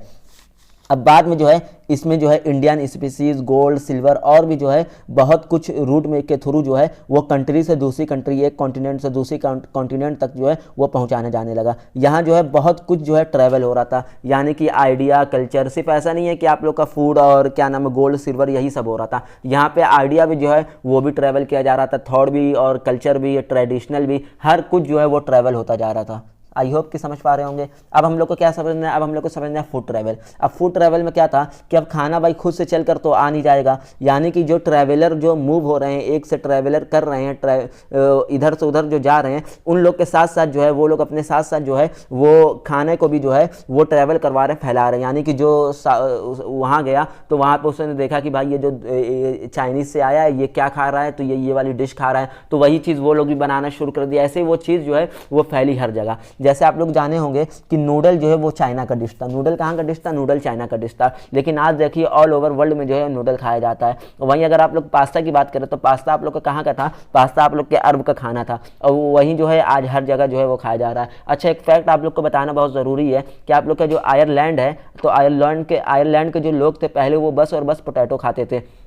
और उस टाइम जो है पोटैटो मतलब जो क्रॉपिंग होती थी, जो फील्ड की खेती जो थी वो फेल हो गई थी। तो उसके बाद जब फेल होने के कारण लोग वहाँ पे भूख से मर रहे थे, तो बाकी सब चीज़ जो है वहाँ पे एक्सपोर्ट कराई जाए। तो उसके बाद जो है आयरलैंड जो है बाकी सारे चीज़ भी खाना शुरू कर दिए, अदर फूड जो है, नहीं तो वो लोग पहले जो है सिर्फ और सिर्फ जो है वो पोटैटो ही खाते थे, ठीक है। अब जो यहाँ पे फूड जो है वो ट्रैवल किया जा रहा था, ठीक है, सिल्क रूट के द्वारा। तो अब यहाँ पे जो है डिसीज़ भी जो है वो ट्रैवल करने लगी। डिसीज़ मतलब बीमारी जो आप लोग की है। तो 15 से 17 सेंचुरी जो थी, तो इसमें जो यूरोप डिसीज़ आने लगे थे, यानी कि यूरोप में जो है वो डिसीज़ आने लगे थे। भाई चाइनीज़ ने जो है सबसे पहले सिल्क रूट किसने यूज़ किया था, चाइनीज़ ने। फिर चाइनीज़ ने ही जो है वो आप लोग के जापान में भी भेजा था, और जो आप लोग कह सकते हैं कि यूरोप में भी जो है चाइनीज़ ने जो है उसको जो है वो सिल्क रूट को जो है वो भेजा जो है शुरू कर दिया, ठीक है। तो अब आप लोग का यूरोप में जो है डिसीज़ जा रहा था, तो यूरोप में जो है साथ ही साथ जो अदर खाना वगैरह या ट्रैवलर वगैरह जो भी जा रहे थे, तो उसके साथ साथ जो है यूरोप में जो है डिसीज़ भी आने लगी थी। तो वो भी जो है ट्रैवल कर रहे थे, एक जगह से दूसरे जगह डिसीज़ भी जा रहे थे। तो उस टाइम जो है आप लोग जानते होंगे कि पोर्तुगीज़ और स्पेन में जो है उस टाइम जो है बहुत पावरफुल थे। दो ही कंट्री जो है उस टाइम बहुत पावरफुल थे। कौन से, एक आप लोग के जो पोर्तुगीज़ और आप लोग के स्पेन थे। तो वो लोग इतने पावरफुल थे, इतने पावरफुल, अच्छा वो लोग क्यों थे कि वो लोग जो है उन लोग के पास जर्म्स थे, बैक्टीरिया थे, वायरस थे, जिनका वो लोग यूज़ करते थे एज अ वेपन। मतलब कि कहीं भी लड़ाई वगैरह कुछ भी करनी हो या कुछ भी नुकसान पहुँचाना हो, तो वो लोग वायरस को और बैक्टीरिया को, जर्म्स को जो है अपने वेपन के उससे जो है वो यूज़ करते थे। और एक कह सकते हैं कि आप लोग जो है वो लोग डिसीज़ जो है फैला सकते हैं। तो कहते हैं ना कि भाई किसी को मारने से अच्छा है कि उसके पास जो है बीमारी छोड़ दो, तो उसका पूरा ख़ानदानी जो है वो ख़त्म हो जाएगा। तो वो लोग जो है वो एक स्मॉल पॉक्स नाम की, आप लोग देख सकते हैं जैसे स्मॉल पॉक्स नाम की एक जो है बीमारी डिसीज़ को जो है वो स्प्रेड कर दिया। और वो स्प्रेड कहाँ किया, वो आप लोग के यूरोप में, अमेरिका में जो है उसको स्प्रेड कर दिया गया। अब जो है आप लोग की आती है कौन सी, अब आप लोग की आती है 19वीं सेंचुरी। तो 19वीं सेंचुरी जो है थी, तो इसमें आप लोग का क्या हो रहा था, इसमें फ्लो ऑफ गुड जो था, गुड का जो आना जाना था ये बहुत ज़्यादा जो है बढ़ गया था। क्योंकि इंग्लैंड में जो कॉटन में मगर मतलब जो इंग्लैंड जो था वो कॉटन में जो है बहुत बड़ा प्रोड्यूसर था। इंग्लैंड जो है कॉटन का बहुत बड़ा प्रोड्यूसर था। तो क्या करने लगा, वो जो है अपने कॉटन को जो है वो हर जगह एक्सपोर्ट करने लगा। इंडिया में भी एक्सपोर्ट कर रहा था, अदर कंट्रियों में भी जो है वो एक्सपोर्ट कर रहा था। तो अब उससे क्या हो रहा था कि उससे आप लोग का जो गुड था वो बढ़ता जा रहा था, फ्लो ऑफ कैपिटल भी बढ़ रही थी। गुड बढ़ रहा है तो पैसा बढ़ रहा है, ठीक है। तो उसमें क्या था कि उसमें अमेरिका के जो लोग थे वो उस टाइम जो है बहुत ही ज़्यादा रिच थे। यानी कि वो लोग क्या करते थे, वो लोग अदर कंट्री में जितने भी प्लांट वगैरह जो हो रहे हैं उसमें जो है इन्वेस्ट करते थे और उससे जो है वो लोग पैसा कमाते थे। और उससे क्या होता था, उससे कैपिटल भी एक्सचेंज हो रहा था। समझ सकते हैं कि पैसा भी एक्सचेंज होना शुरू हो गया था कि अमेरिका के पास भाई पैसा है तो अमेरिका दूसरे कंट्री को पैसा दे रही है कि भाई तुम जाओ, तुम इसमें इन्वेस्ट करो और जो प्रॉफिट होगा वो मुझे दे देना। तो ऐसे जो है सिल्क रूट के ही थ्रू ये भी हो रहा है और इसमें जो है पैसा मनी वगैरह भी जो है वो एक्सचेंज होना जो है वो शुरू हो गई है। तो अब जो है, अब क्योंकि यूरोप में जो है आप लोग का एम्प्लॉयमेंट जो है वो पूरी तरह से एक कह सकते हैं कि ख़त्म हो गया था उस टाइम पे। तो वहाँ के लोग जो है अमेरिका और आसपास जो है अदर कंट्री में जो है वो जाने लगे। यूरोप में जो है वो एम्प्लॉयमेंट एकदम जॉब वगैरह ख़त्म हो गई थी, तो कुछ अमेरिका जाने लगे, कुछ अदर की कंट्री जो जाने लगे। किसके लिए, एम्प्लॉयमेंट के ज़रिए कि भाई रोटी रोज़ी जो है वो कुछ मिल सके। अब जो है अब ट्रेड को क्या इम्पैक्ट पड़ा इससे कि भाई ट्रेड में भी तो इम्पैक्ट होगा। अब कैसे होगा ट्रेड में इम्पैक्ट, ये आइए हम लोग समझते हैं। तो जो ब्रिटेन थे वो एक आप लोग का कॉर्न लॉ बनाए थे। तो उसमें ब्रिटेन ने क्या कहा था कि कोई भी कंट्री जो है, कोई भी अदर कंट्री जो है वो फूड को यानी खाने के सामान को जो है हम ब्रिटेन वालों को जो है वो एक्सपोर्ट नहीं कर सकती है। ये आप लोग के कॉर्न लॉ में जो है वो था। अब इससे क्या हुआ था कि अब ब्रिटेन में जो है धीरे धीरे जो है पॉपुलेशन जो है वो बढ़ती जा रही थी, पॉपुलेशन रेट जो है वो बढ़ रहा था। तो पॉपुलेशन रेट जैसे जैसे बढ़ रहा था तो वहाँ पे फूड की जो डिमांड थी वो भी ब्रिटेन में जो है वो बढ़ती जा रही थी। अब फूड की डिमांड बढ़ रही थी तो आप लोग का फूड का जो प्राइस था वो भी बढ़ रहा था, क्योंकि किसी चीज़ की भी शॉर्टेज हो जाती है तो उसका डिमांड इंक्रीज हो जाता है। और किसी चीज़ की भी अगर आप लोग कह सकते हैं कि एक्टिविटी मतलब ज़्यादा हो जाती है तो उसका रेट जो है वो कम हो जाता है। तो वहाँ पे फूड की जो है शॉर्टेज हो रही थी, इसलिए फूड का प्राइस जो है वो हाई होता जा रहा था। और इसके बाद जो क्या हुआ, यही आप लोग का जो है एक स्टारवेशन आप लोग इसको कह सकते हैं। तो अब जो आप लोग का स्टारवेशन बढ़ा, क्यों स्टारवेशन कैसे बढ़ गया, वो ऐसे बढ़ा कि वहाँ पे क्रॉप जो है वो फेल हो गए थे। तो मतलब जो थोड़े बहुत जो फूड आ रहे थे वो फूड भी जो है वो आना जो है एकदम बंद हो गए। तो अब उसके बाद जो है वहाँ पे भूखमरी होने लगी, लोग भूखे मरने लगे। तो उसके बाद जो है ब्रिटेन ने क्या कहा कि भैया ऐसा है, मैं अपने कॉर्न लॉ को वापस लेता हूँ और अदर की जितनी भी कंट्री हैं वो भाई अपने फूड को जो है वो एक्सपोर्ट करे ब्रिटेन में, ताकि यहाँ के लोग जो है उसको खा के जो है वो जिंदा रह सकें। ठीक है, तो ऐसे जो है इसने जो है वो अपना कॉर्न लॉ को जो है वो लगाया भी और कॉर्न लॉ को जो है हटा भी लिया। तो कॉर्न लॉ को हटाने के बाद क्या हुआ था कि आप लोग का जो डेवलपमेंट था अदर कंट्रियों का वो थोड़ा बहुत जो है बढ़ गया था, क्योंकि जो है ब्रिटेन को जो है वो लोग बार बार जो है वो फूड दे रहे थे, उसके बदले जो है ब्रिटेन पैसा दे रहा था। तो इससे आप लोग का जो अदर कंट्रियों का थोड़ा बहुत इकोनॉमिक था वो जो है इकोनॉमिक डेवलपमेंट जो है वो बढ़ता गया था। अब ये हम लोग कैसे कह सकते हैं कि ये जो है ट्रेड पे क्या इफेक्ट पड़ा, यानी कि how does trade helps in development, यानी कि आप लोग कह सकते हैं कि आप लोग का जो ट्रेड है वो कैसे हेल्प किया आप लोग के डेवलपमेंट में। तो आइए समझते हैं। जैसे जैसे ट्रेड आया तो शिप, अब ट्रेड कैसे होगा, ये शिप के जरिए, रेलवे के जरिए, पानी के जरिए ऐसे ही ट्रेड होगा ना, ट्रांसपोर्ट होगा।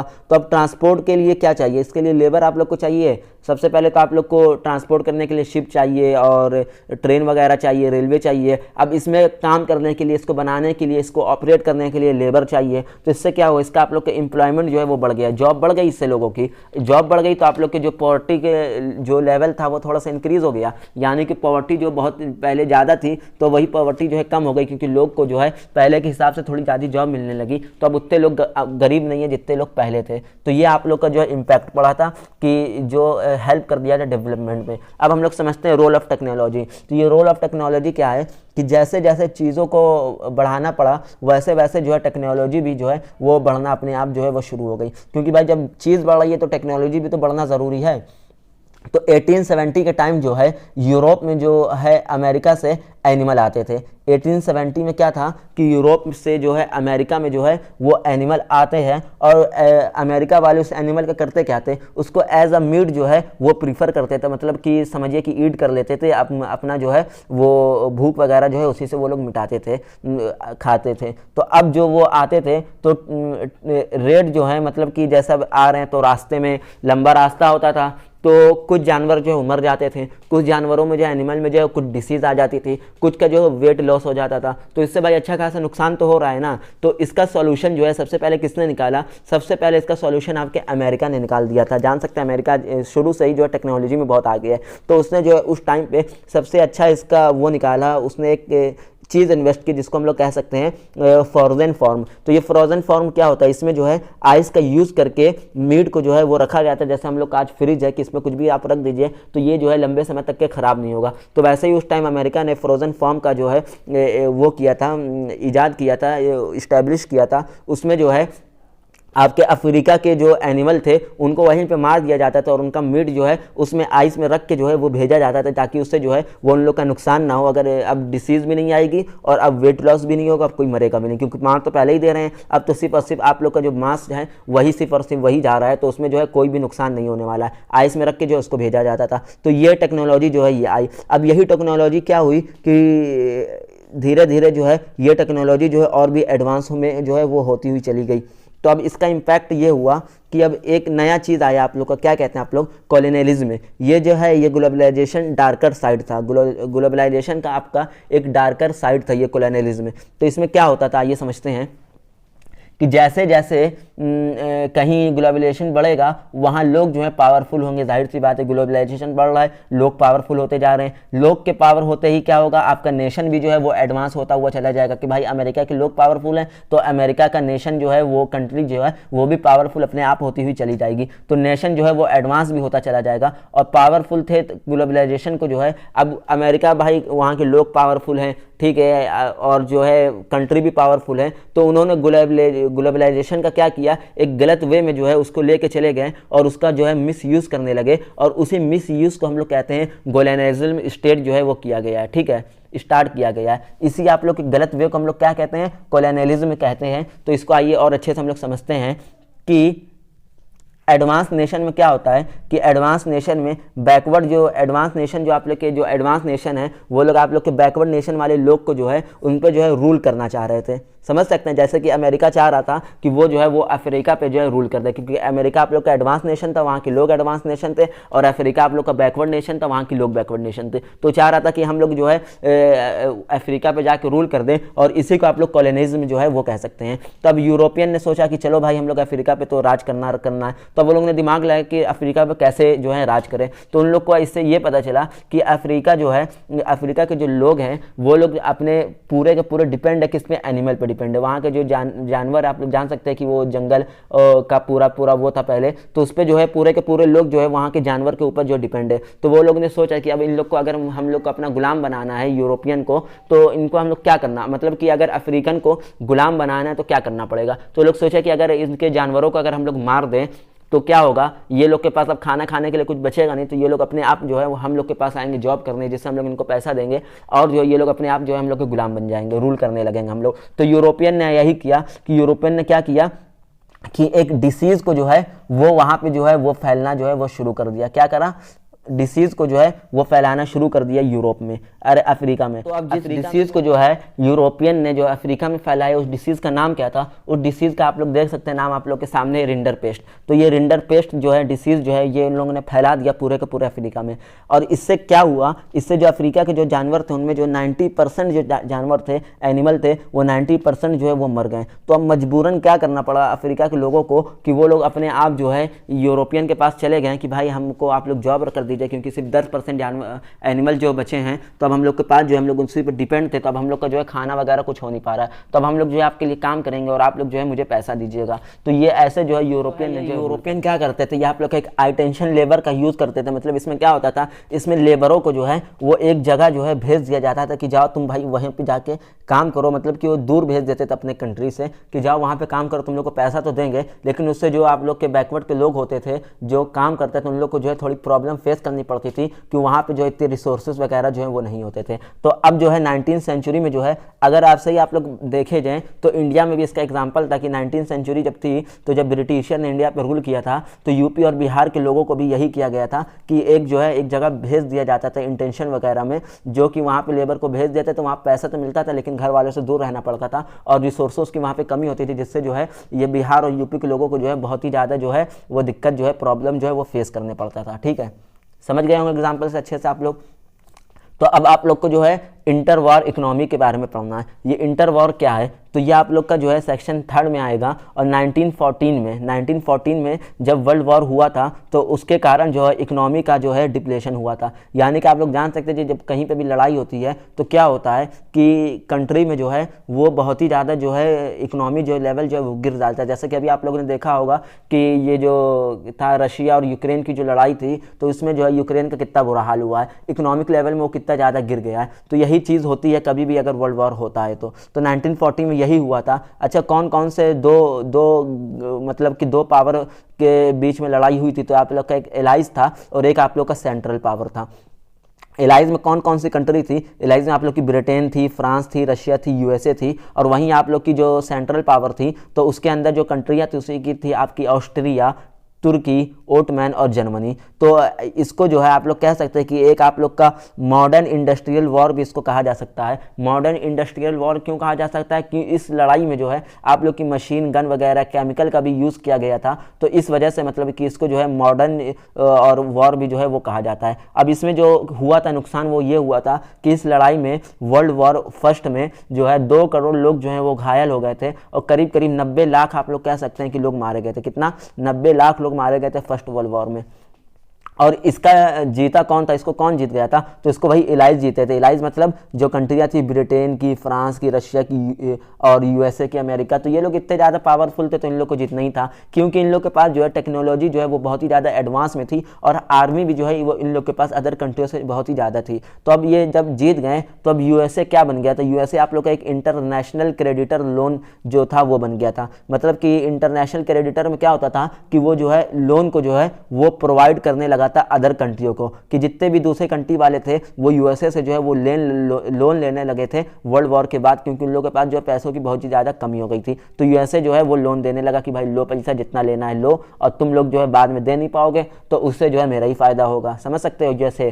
तो यूएसए में जो है वो वॉर के टाइम जो है सब नेशन जो है वेपन बनाते थे। जब वॉर हो रहा था तो यूएसए एक तरफ थी और उसके बाद आप लोग देख सकते हैं जितनी अदर कंट्रियाँ हो गई आप लोग की सेंट्रल पावर वाली, ऑस्ट्रिया, तुर्की, ओटमैन, जर्मनी, तो ये लोग क्या कर रही थी? ये लोग आप लोग की वेपन पे ज़्यादा फोकस कर रही थी कि जितने ज़्यादा वेपन बनाएंगे उतना ज़्यादा यूज़ होगा और हम लोग हो सकता है वॉर जीत जाए। और वहीं आप लोग का ये आप लोग की एलाइज जो कंट्रियाँ थी वो सब क्या कर रही थी? जैसे कि ब्रिटेन है, यूएस है, रशिया है, ये सब भाई वेपन पर तो ध्यान दे ही रही थी। उसके साथ साथ ये लोग जो है अपने एग्रीकल्चर पर भी ध्यान देती जा रही थी कि अपने एग्रीकल्चर को छोड़ नहीं दिए थे। ये लोग जान रहे थे कि एग्रीकल्चर का भी बहुत बड़ा एक रोल जो है वो प्ले होने वाला। अब इसको हम लोग आगे जो है वो अच्छे से समझते हैं, ठीक है। तो वहीं पे जो आप लोग का वो था अदर कंट्रियाँ थी वो सिर्फ और सिर्फ आप लोग के वेपन पे जो है ज़्यादा ध्यान दे रही थी, एग्रीकल्चर का ध्यान नहीं दे रही थी। अब एग्रीकल्चर पर जब वो ध्यान नहीं दे रही थी तो उसका इम्पैक्ट ये हुआ कि आगे जाके जो है वो फूड का डिमांड जो है वो बढ़ गया, और फूड का डिमांड बढ़ने से क्या हुआ? प्रोडक्शन जो है फूड की वो कम हो गई, और आप लोग का जो आप लोग कह सकते हैं कि फूड का जो शॉर्टेज हो गया। कहाँ पे शॉर्टेज हो गया? आप लोग के सेंट्रल पावर की जितनी भी कंट्रियाँ थी उधर।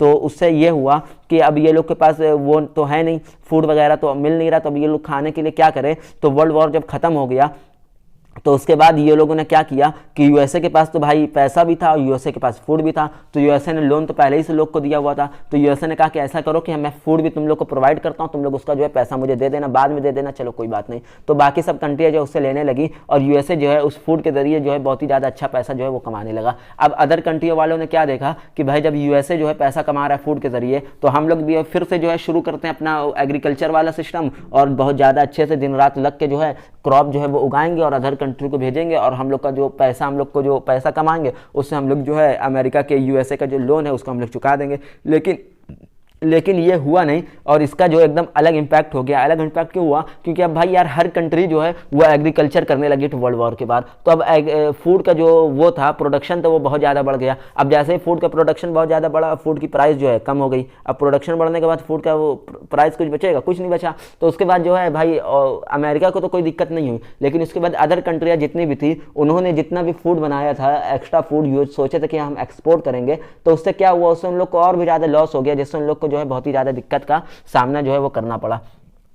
अब इसी समय आप लोग के जो एक फोर्ड थे, जो आप लोग अमेरिका के जिनको कह सकते हैं, वो अमेरिका के एक वो थे बिजनेसमैन था, मतलब जो कार की कंपनी थी, कार की कंपनी के मालिक थे, उनका क्या नाम था, डायरेक्टर जो थे कार के, वो फोर्ड थे। ठीक है, तो मतलब फोर्ड आप लोग की कंपनी थी और डायरेक्टर जो थे वो आप लोग के हेनरी फोर्ड थे। तो उन्हीं के नाम पे ही जो है वो कंपनी का नाम हो गया था कार का। तो उन्होंने क्या किया था, उन्होंने एक रोल को, एक लॉ को जो एस्टैब्लिश किया था, और उसमें क्या होता था, उसमें जो है एक आदमी जो है एक ही काम करेगा। जैसे कोई आदमी अगर कार धो रहा है तो वो कार ही धो, मतलब कि कोई आदमी अगर कार के शीशा मैन्युफैक्चर कर रहा है तो वो सिर्फ और सिर्फ कार के शीशे का ही जो है वो काम करेगा। एक आदमी अगर आप लोग के कार के टायर का काम कर रहा है तो वो सिर्फ और सिर्फ टायर का ही काम करेगा, वो कोई और काम नहीं करेगा। तो इससे क्या होता था कि जहाँ 3-4 लोग मिलकर एक काम कर रहे हैं, वहीं पे सिर्फ एक आदमी एक ही काम कर रहा है, तो 3-4 आदमी जो एक्स्ट्रा लग रहे थे वो बच जा रहे थे। टाइम तो इससे थोड़ा ज़्यादा लग रहा था कि एक आदमी जो है तो उसको थोड़ा ज़्यादा टाइम लग जा रहा था, लेकिन जो अदर आदमी बच जा रहे थे, जो 3-4 एक्स्ट्रा आदमी जो इसमें लगते वो बच गए, तो वो दूसरा काम कर रहे थे। तो इससे क्या हुआ, इससे प्रोडक्शन जो है बहुत ज़्यादा बढ़ गया कार का,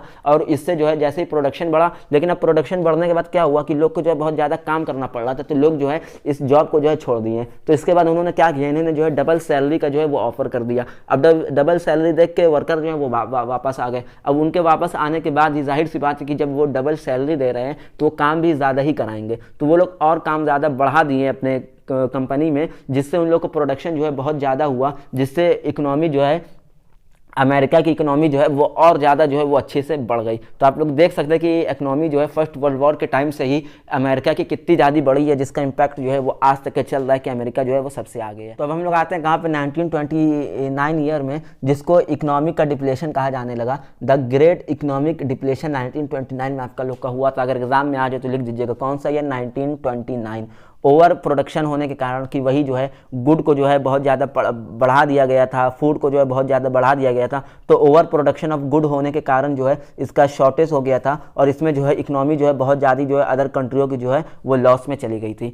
अब इसके बाद जो आप लोग का आता है वो क्या था, ग्रेट इकोनॉमिक लीडरशिप। अब इसमें ग्रेट इकोनॉमिक हार्डशिप। अब इस हार्डशिप में क्या था, यूएसए के बहुत सारे बैंक जो थे वो कोलैप्स कर गए थे, और मार्केट में जो है बायर जो है वो खत्म हो गए थे। अब यूएसए के पास जो बैंक थे वो कोलैप्स हो गए, तो मार्केट में जो बायर थे वो खत्म हो गए थे, क्योंकि पैसा ही नहीं था अब लोग के पास। तो जब पैसा ही नहीं था तो लोग कुछ खरीदेंगे कैसे। तो अब इंडिया में जो है इंपोर्ट एक्सपोर्ट जो वो सब हो रहा था, वो सब इंडिया में भी इंपोर्ट एक्सपोर्ट जो है वो पहले के मुकाबले जो है वो आधा हो गया था, और इकोनॉमिक पे इसका बहुत बड़ा असर हुआ था। इकोनॉमिक क्राइसिस जो थी वो ऑल ओवर वर्ल्ड आप लोग कह सकते हैं कि बहुत ज़्यादा जो है वो जो है गिर रही थी, कि इकोनॉमी में जो बहुत ज़्यादा फ़र्क हो रहा था। तो अब इसी को जो है, अब इसको देखते हैं कि इसको रीबिल्ड कैसे किया गया, कि अब आप लोग के जो इसी इकोनॉमिक को रीबिल्ड कैसे किया गया कि पूरे वर्ल्ड में जो है वो इकोनॉमी जो है वो सही हुई। वो ऐसे हुआ कि वर्ल्ड वॉर सेकेंड के टाइम जो है वो आप लोग के मोस्ट डिस्ट्रक्टिव वॉर जो है इसको कहा जाता है। वर्ल्ड वॉर सेकेंड जो है मोस्ट डिस्ट्रक्टिव वॉर क्यों, क्योंकि ये कब हुआ था, 1939 में हुआ था,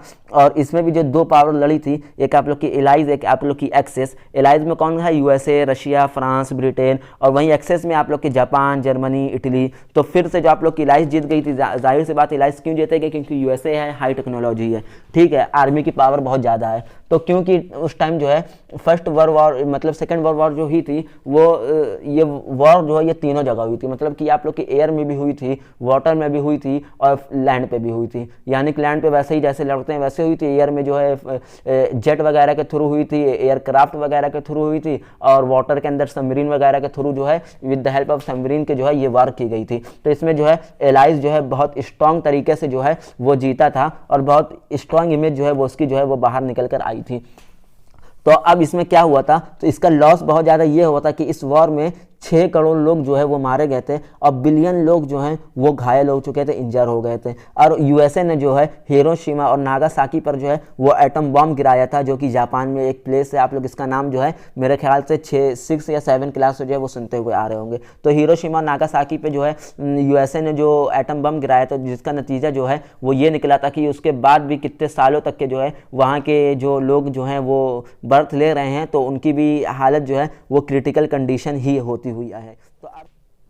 तो अब इसके बाद ये हुआ कि इसके बाद 1944 में जो है एक आप लोग का आईएमएफ मतलब आप लोग का जो है इंटरनेशनल मॉनेटरी फंड, यानी कि आईएमएफ जो है इसका जो है इसको जो है इस्टेब्लिश कराया गया। इससे क्या किया जाने लगा, इससे ये होने लगा कि जितनी भी कंट्रियां जो है वो वर्ल्ड वॉर के बाद जो है जिनकी हालत बहुत ज़्यादा क्रिटिकल हो गई है, वो लोग जो है इस फंड का यूज़ करके अपनी कंट्री को जो है एक इकोनॉमिक जो क्राइसिस से जो गुजर रही है उसको फिर से जो है इस्टेब्लिश करा सके और सही कंडीशन में जो है वो वापस ला सके। तो इसमें क्या होता था, इसमें फ्लोटिंग एक्सचेंज जो है, फ्लोटिंग एक्सचेंज का जो रेट होता था उसको जो है वो मतलब आप लोग एग्जाम्पल से ऐसे समझ सकते हैं कि जैसे कोई भी एक्सचेंज ऑफर हो रहा है, एक कंट्री से दूसरे कंट्री सामान जा रहा है, तो उसका जो रेट रहता था वो हर दिन जो है वो आप लोग का एक्सचेंज होता था। तो इसको आप लोग का फिक्स कर दिया गया था कि अब फिक्स रेट पे ही ये रोज़ आपके पास जाएगा आपके कंट्री में और आपकी कंट्री से मेरे कंट्री आएगा, जिससे जो है हम लोग की इकोनॉमिक क्राइसिस जो है वो थोड़ी सी जो है वो ठीक हो पाए। तो उसके बाद जो है हम लोग फिर से वापस पहले जैसा कर देंगे कि रोज़ जो है वो रेट जो है वो इंक्रीज़ और डिक्रीज़ जो होने लगेगा। लेकिन इस टाइम पे रेट जो है वो डिक्रीज़ नहीं होगा, सिर्फ और सिर्फ इंक्रीज़ होगा, ताकि हम लोग की इकोनॉमिक लेवल जो है वो ठीक हो सके। समझ सकते हैं आप लोग। तो अब जितने भी एशियन और अफ्रीका कंट्री हैं वो सब जो है पॉवर्टी जो है फेस करने लगे। एशियन की जितनी भी कंट्री हैं, अफ्रीका वगैरह, वो सब भी जो है आप लोग का पॉवर्टी जो है वो फेस करने लगे। अनएम्प्लॉयमेंट जो है वहाँ पे भी आ गया। अब वो सब जो है ब्रिटेन पर जो है पूरे डिपेंड हो गए कि ब्रिटेन ही हम लोग का मसीहा है, वही जो है वो हम लोग के ऊपर जो है कुछ मेहरबानी कर सकता है जिससे हम लोग जो है वो अब ठीक हो पाएँ। तो अब 1970 में जो है उसका पावर जो है ख़त्म किया गया। किसका पावर ख़त्म किया गया? आप लोग के ब्रिटेन का जो है पावर जो है वो ख़त्म किया गया। और जो है उसके बाद क्या हुआ, ग्लोबलाइजेशन जो है वो जो है बढ़ गई। ग्लोबलाइजेशन का जो रेट है वो इंक्रीज हुआ और लोग जो है अपने कंट्री में जो स्टेबल हो सके, इकोनॉमिक रेट जो है वो हाई हुआ, इंक्रीज हुआ। तो ठीक है, तो यही आप लोग का ये इस चैप्टर में था। आई होप कि इस पूरे चैप्टर को आप लोग आसानी से समझे होंगे कि कैसे कैसे जो है ब्रिटेन का, यूएसए का जो है हर कंट्री के ऊपर जो है वो राज था और कैसे कैसे इंडिया का क्या रोल था, आप लोग का जापान का, चाइना का क्या रोल था। तो यही चीज़ जो है वो आप लोग को समझना ज़रूरी है कि फर्स्ट वर्ल्ड वॉर के टाइम में यूएसए ने जो है एग्रीकल्चर पर जितना ज़्यादा ध्यान दिया था, उसी की वजह से यूएसए जो है आज तक के जो आगे है। और इस टाइम तक के, उस टाइम जो उसकी कार की कंपनी थी उसने जो है उसको कितना ज़्यादा जो है प्रॉफिट गेन करवाया, जिससे आज जो है वो बहुत ज़्यादा एक अच्छे लेवल पे यूएसए जो है वो है। और उनकी जो टेक्नोलॉजी है वो बहुत ज़्यादा एडवांस है, उन लोग की आर्मी बहुत ज़्यादा एडवांस है। तो पूरा का पूरा यही सब इस चैप्टर में बताया गया था। इससे बाहर आई होप कि नहीं पूछा जाएगा इस चैप्टर में कुछ भी। तो हर चीज़ को अच्छे से आप लोग समझिएगा, हर टॉपिक देख के भी एक बार चले जाएंगे ना एग्जाम में, तो 100% की कोई भी दिक्कत जो है वो नहीं होती। तो अब हम लोग जो है वो अपने आते हैं लास्ट चैप्टर पे। जो हम लोग का लास्ट चैप्टर है कौन सा? Print culture and the modern world. तो इसमें क्या हो रहा था, इसमें ये बताया गया है कि आप लोग के जो प्रिंट कल्चर है, प्रिंटिंग है, जैसे ये बुक है, ये सब जो है प्रिंट होना शुरू हुई है, ये कैसे हुई है, सबसे पहले कहाँ हुई थी, ये कैसे ट्रेवल की गई है, इसका इवोल्यूशन कैसे हुआ है। ठीक है, तो ये सब कुछ, ये पूरा का पूरा हम लोग को इसके अंदर जो है प्रिंट कल्चर के बारे में पढ़ना है। तो सबसे पहले इसका इंपॉर्टेंस जो है वो बताता हूँ मैं कि इसका इंपॉर्टेंस क्या होता है कि एक आइडिया जो है, एक थॉट जो है उसको स्प्रेड करना रहता है कि प्रिंट कल्चर के थ्रू अगर मेरे मन में कोई बात है जो प्रॉफिटेबल है, जो आपके लिए प्रॉफिटेबल हो सकती है, उसको मैं अगर प्रिंट कल्चर के थ्रू जो है वो एक्सपेंड कर दूँ, स्प्रेड कर दूँ, आप लोग तक पहुँचा दूँ, तो यह कितनी ज़्यादा इस इंपॉर्टेंस का जो है इसका काम किया जा सकता है। ठीक है, तो सबसे पहले जो आप लोग की फर्स्ट बुक जो है प्रिंट की गई थी वो कहाँ पर प्रिंट की गई थी? वो आप लोग की चाइना में प्रिंट की गई थी। और ये एक हैंड प्रिंटिंग जो है वो की गई थी। और इसके पेपर जो है उस टाइम पर जो है बहुत ख़राब क्वालिटी के होते थे और दोनों साइड जो है प्रिंट भी नहीं होते थे, सिर्फ एक ही साइड जो है वो प्रिंट हो सकते थे। तो चाइना में सबसे पहले। अब आप लोग के 594 AD जो था आप लोग का, वो आप लोग का कौन सा दौर था? वो आप लोग का क्रिश्चियनिक जो एरा था, मतलब कि क्रिश्चियन लोग का जो दौर था वो। तो उस टाइम जो है चाइना में जो सिविल सर्विस जॉब, मतलब कि कोई अगर आप लोग को एक सिविल सर्विस की जॉब चाहिए तो इसके लिए आप लोग का एक एग्जाम होता था। ठीक है, अच्छी जॉब, गवर्नमेंट जॉब जाने के लिए सिविल सर्विस जॉब एग्जाम होता था और उसी में जो है इस पेपर का जो है वो यूज़ किया जाता था। और उसमें इस पेपर को कैसे यूज़ किया जाता था कि उस टाइम इस एग्ज़ाम को देने के लिए जो बुक पढ़ी जाती थी तो उस बुक पे जो प्रिंट किया जाता था, तो इसीलिए चाइना ने जो है इस बुक को बनाई थी कि इस बुक को पढ़ के बच्चे एग्ज़ाम दे और गवर्नमेंट जॉब ले सकें। और जो है ये प्रिंट कल्चर जो है सबसे पहले चाइना में आया। तो आप लोग समझ सकते हैं कि सबसे पहले आप लोग ये भी कह सकते हैं कि सबसे पहली जो कंट्री, एजुकेटेड कंट्री जो आई आप लोग के उभर के, वो आप लोग की चाइना आई है, कि सबसे पहले वहाँ पे जो है वो बुक जो है वो प्रिंट हुई है। तो पढ़ने वाली बुक हुई थी सबसे पहले प्रिंट। अब उसके बाद चाइना में जो है रीडिंग की, एक्टिंग की, ये सब भी बुक जो है, रीडिंग एक्टिविटी भी हो गई और एक्टिंग वगैरह भी हो गई, और आप लोग के कह सकते हैं स्टोरी राइटिंग भी हो गई, नॉवेल वगैरह भी हो गई, मैगजीन वगैरह भी हो गई। तो ये सब चीज़ भी उसके बाद जो है वो प्रिंट जो है वो करने लगी, प्रिंट होने लगी, जो इसकी साइकिल जो है वो बढ़ गई, और इंटरेस्ट जो है वहाँ के लोगों ने जो है बहुत ज़्यादा जो है इंटरेस्ट लिया। अच्छा, वहाँ पे जो सबसे ज़्यादा जो इसको इंटरेस्ट लिया जाता था वो किस चीज़ की स्टोरी पे लिया जाता था, वो आप लोग की कुकिंग और सॉन्ग और ट्रैवलिंग। ये तीन चीज़ इतनी थी कि चाइना के लोग जो इसको बहुत ज़्यादा पसंद करते थे, ऐसी बुकों को जिसमें ये सब स्टोरी रहती थी। और फिक्शन स्टोरी भी इतनी चलती थी, लेकिन उतनी ज़्यादा इन लोग को जो है फेमस स्टोरी वहाँ पे नहीं रहती थी। प्ले स्टोरी वगैरह भी बुक थी उसके बाद। अब उसके बाद क्या हुआ कि इसमें जो है ये आप लोग की प्रिंट कल्चर में जो है फीमेल जो है उन्होंने जो है बहुत उभर कर जो है वो आगे आई, और वो लोग भी जो है वो प्रिंट जो है बुक मतलब लिखने लगी, और उसको जो है पब्लिश करवाने लगी, और लोग को जो है पढ़ने लगी। अब फीमेल जो वगैरह जो बुक लिखती थी, वो लोग अपने बुक में क्या लिखती थी, वो लोग यही लिखती थी कि हाउस कीपिंग कैसा किया जाता है, और किचन वगैरह का कुछ रेसिपी वगैरह का। तो ये सब चीज़ जो है वो सब लिखने लगी फीमेल, और उसको जो है पब्लिश कराने लगी। ये चीज़ भी जो है चाइना में ये सब बुकें भी जो है वो बहुत ज़्यादा चली। ठीक है, अब उसके बाद जो है आगे जाकर जो है एक प्रोसेस आया जिसको हम लोग कहते हैं मैकेनिकल प्रिंटिंग। अब इस मैकेनिकल प्रिंटिंग में जो है ये प्रोसेस है, ये एक हब था किसका, संघाई का। किसका था, संघाई का। तो इसमें होता क्या था, तो इसमें जो ये था कि इसमें जो प्रिंट होती थी ये मैकेनिकल के थ्रू प्रिंटिंग की जाती थी। हैंड प्रिंटिंग बंद हो गई थी और मैकेनिकल के थ्रू जो है प्रिंटिंग की जाती थी। ठीक है, अब जो है इसके बाद जो है हम लोग आते हैं जापान में। अब हम लोग कहाँ आते हैं, अब हम लोग आते हैं जापान में। तो जापान में कब की बात है, ये 1768 टू 1770 में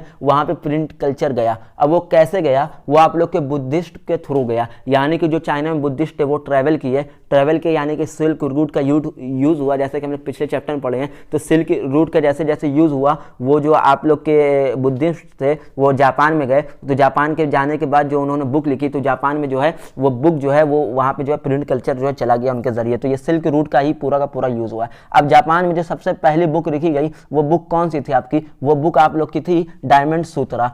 ठीक है, ये एक बुद्धिस्ट बुक थी। तो जिसका क्या हुआ कि अब ये जो सिल्क रूट के थ्रू ही जो है ये चाइना से जो पेपर है वो यूरोप भी जाने लगा। अब पेपर जैसे जैसे यूरोप जा रहा, तो यूरोप में पहले जो है मैन्यूस्क्रिप्ट जो है वो लिखा जाता था हाथ से, मतलब कि यूरोप में प्रिंट सिस्टम नहीं था, लिखा तो जाता था लेकिन हाथ से लिखा जाता था, वहाँ पे प्रिंट सिस्टम जो है वो नहीं था। तो जैसे जैसे पेपर जो है आप लोग का चाइना से जो है वो सिल्क रूट के थ्रू जो है वो चला गया यूरोप में, तो वहाँ पे जो है आप लोग के एक मार्को पोलो जो शख्स थे, तो उन्होंने जो है सबसे पहली जो है वो लिखी। मार्को पोलो जो थे वो उन्होंने जो है इटली वुड जो है ब्लॉक प्रिंटिंग सिस्टम जो है वो शुरू किया। कौन सा printing system, block printing system. वो कौन थे, वो आप लोग के इटली के एक शख्स थे जिनका नाम था मार्को पोलो। ठीक है, इटली आप लोगों का यूरोप में ही है ना, तो वो जो है उस प्रिंटिंग सिस्टम को जो है वहाँ के लोगों ने जो है वो बहुत ही ज़्यादा पसंद किया। ब्लॉक प्रिंटिंग जो थी उसको बहुत ज़्यादा जो है पसंद किया वहाँ के लोगों ने। ठीक है, तो अब जैसे जैसे जो है ये डिमांड बढ़ रहा था, तो टेक्नोलॉजी को भी जो है बढ़ाने की ज़रूरत पड़ रही थी, क्योंकि जो है उतनी टेक्नोलॉजी सफिशिएंट नहीं थी प्रिंट कल्चर के लिए। तो वहाँ पे एक शख्स आए थे। कौन से शख्स थे वो आप लोग के गुटेनबर्ग थे। उन्होंने क्या किया, उन्होंने जो है आप लोग के प्रिंटिंग प्रेस नाम की जो है एक उसको स्टैब्लिश किया। उसमें क्या हो रहा था, उसमें जो है मैकेनिकल प्रिंटिंग का स्टाइल जो है वो स्टार्ट किया गया यूरोप में। ठीक है, मैकेनिकल प्रिंटिंग का स्टार्ट जो किया गया यूरोप में, वो किसके थ्रू स्टार्ट किया गया, आप लोग के गुटेनबर्ग जो थे उनके थ्रू। अब 1448 में जो है वो एकदम परफेक्ट सिस्टम जो है ये पूरा का पूरा वहाँ पे यूरोप में बैठ गया था, और प्रिंटिंग जो है बहुत ही अच्छे से जो है वहाँ पे। अगर हम लोग आ जाएं 1455 में, तो उसमें क्या था, उसमें जो बाइबल जो वहाँ की बुक थी, तो उसकी जो है 180 कॉपी जो है वो प्रिंट कर दी गई थी। ठीक है, और साथ में जो है टेक्नोलॉजी जो है वो बढ़ रही थी, तो न्यू बुक भी जो है वो आने लगी थी, और न्यू बुक को जो है एप्रिसिएंस किया जा रहा था, और उनको भी जो है बहुत ज़्यादा लोग जो है पसंद कर रहे थे, और वो सब भी मैन्यूस्क्रिप्ट के बुक जैसे ही थी। वो सब जो थी वो मैन्यूस्क्रिप्ट के बुक जैसे ही थी, लेकिन उसमें जो है बॉर्डर और डिज़ाइन के लिए जो है बुक में बॉर्डर आने लगा, और थोड़ी थोड़ी स्पेस छोड़ने लगे कि वहाँ पे जो है कुछ डिज़ाइन वगैरह जो है वो जो है वो बन सके। यानी कि आप लोग कह सकते हैं कि डेकोरेशन का जो है वो यूज़ होने लगा, क्योंकि जो स्पेस जो है साइड में छोड़ी जा रही थी उसमें जो है कुछ डिज़ाइनें जो है वो बनाने शुरू हो गई। तो अब हम लोग आते हैं कहाँ पे, 15th सेंचुरी में। तो अब ये 15th सेंचुरी में जो आप लोग का मिड यूरोप जो है वहाँ लगभग जो है 2 करोड़ बुक जो है वो आप लोग कह सकते हैं कि बेची गई थी। और जो है आगे जाकर प्रिंट कल्चर का जो नया फेज़ आया वो ये आया कि उस टाइम जो है स्टार्ट हुआ आप लोग का प्रिंट रिवोल्यूशन। क्या कहते हैं आप लोग, प्रिंट रिवोल्यूशन। अब रिच पुअर सब, अमीर गरीब जो है सब लोग जो है आप लोग के बुक को जो है वो लाइक कर रहे थे। इसका प्रोडक्ट जो है बहुत ज़्यादा अच्छा होने लगा, प्रोडक्शन बढ़ने लगा। अब जैसे जैसे प्रोडक्शन बढ़ रहा था बुकों का, वैसे वैसे जो है बुक की जो रेट थी वो डिक्रीज़ हो रहा था और बुक का रेट जो है वो कम होता जा रहा था। तो अब इसमें प्रॉब्लम बस ये थी कि जो वहाँ के जो जाहिल लोग थे, मतलब कि जो इलिटरेट लोग थे, जो पढ़ नहीं सकते थे, वो लोग बुक नहीं पढ़ पा रहे थे। तो उसके लिए क्या यूज़ होने लगा, वहाँ पे इमेजेस का कुछ यूज़ होने लगा कि कुछ पिक्चर वगैरह देखकर, फॉक टेल वगैरह देखकर लोग जो हैं कुछ कहानी समझ पाएँ। लेकिन तब भी उसका कुछ ज़्यादा फ़ायदा नहीं हुआ। लेकिन वहाँ पर जो पढ़े लिखे लोग थे वो लोग क्या किए, वो लोग अलग अलग स्पेस में जाकर जो नहीं पढ़ सकते थे उन सबको पढ़ के स्टोरी जो है बुकों की वो सुनाने लगे बुक की, और उन लोग को बताने लगे कि तुम लोग भी जो है वो बुक का वो जो है इंजॉय करो कि बुक कितनी अच्छी। तो अब आप लोग का क्या आता है, आप लोग का आता है a new world of debate and discussion. तो इसमें क्या हो रहा था कि इसमें अब तो पहले तो सिर्फ लोग सिर्फ जो है वो पढ़ने लिखने की चीज़ या कुछ स्टोरी वगैरह ही, मैगजीन वगैरह ही जो है स्प्रेड हो रही थी प्रिंट कल्चर के थ्रू। लेकिन अब प्रिंट कल्चर के थ्रू क्या हो रहा था कि एक आइडिया जो है या थॉट जो है, मेरा पॉइंट ऑफ व्यू जो है वो हम जो है वो सर्कुलेट करने लगे थे प्रिंट कल्चर के थ्रू। जिसमें क्या हो रहा था कि इसमें आते हैं कि इसमें एक आप लोग के शख्स थे, उनका नाम था मार्टिन हेटा। तो इन्होंने कुछ अपने पॉइंट जो है उसको स्प्रेड किया था, जो कि आप लोग की एक बुक थी, कौन सी, 95 थेसिस। अब इस 95 थेसिस बुक में जो है उन्होंने जो है अपने कुछ पॉइंट ऑफ व्यू को जो शेयर कर दिया था, जिससे जो है उस टाइम बहुत ज़्यादा डिबेट वगैरह हुई थी। क्योंकि उन्होंने क्या लिखा था, उन्होंने मतलब कि चर्च से रिलेटेड कुछ लिख दिया था कि चर्च के अंदर कुछ ऐसा बोला गया था जो है उनके हिसाब से जो है नहीं बोला जाना चाहिए। और उन्होंने उसका जो है उसका पूरा का पूरा जो है प्रॉपर कह सकते हैं कि रीजन भी जो है अच्छे से जो है वो डिटेल में जो है दिया था।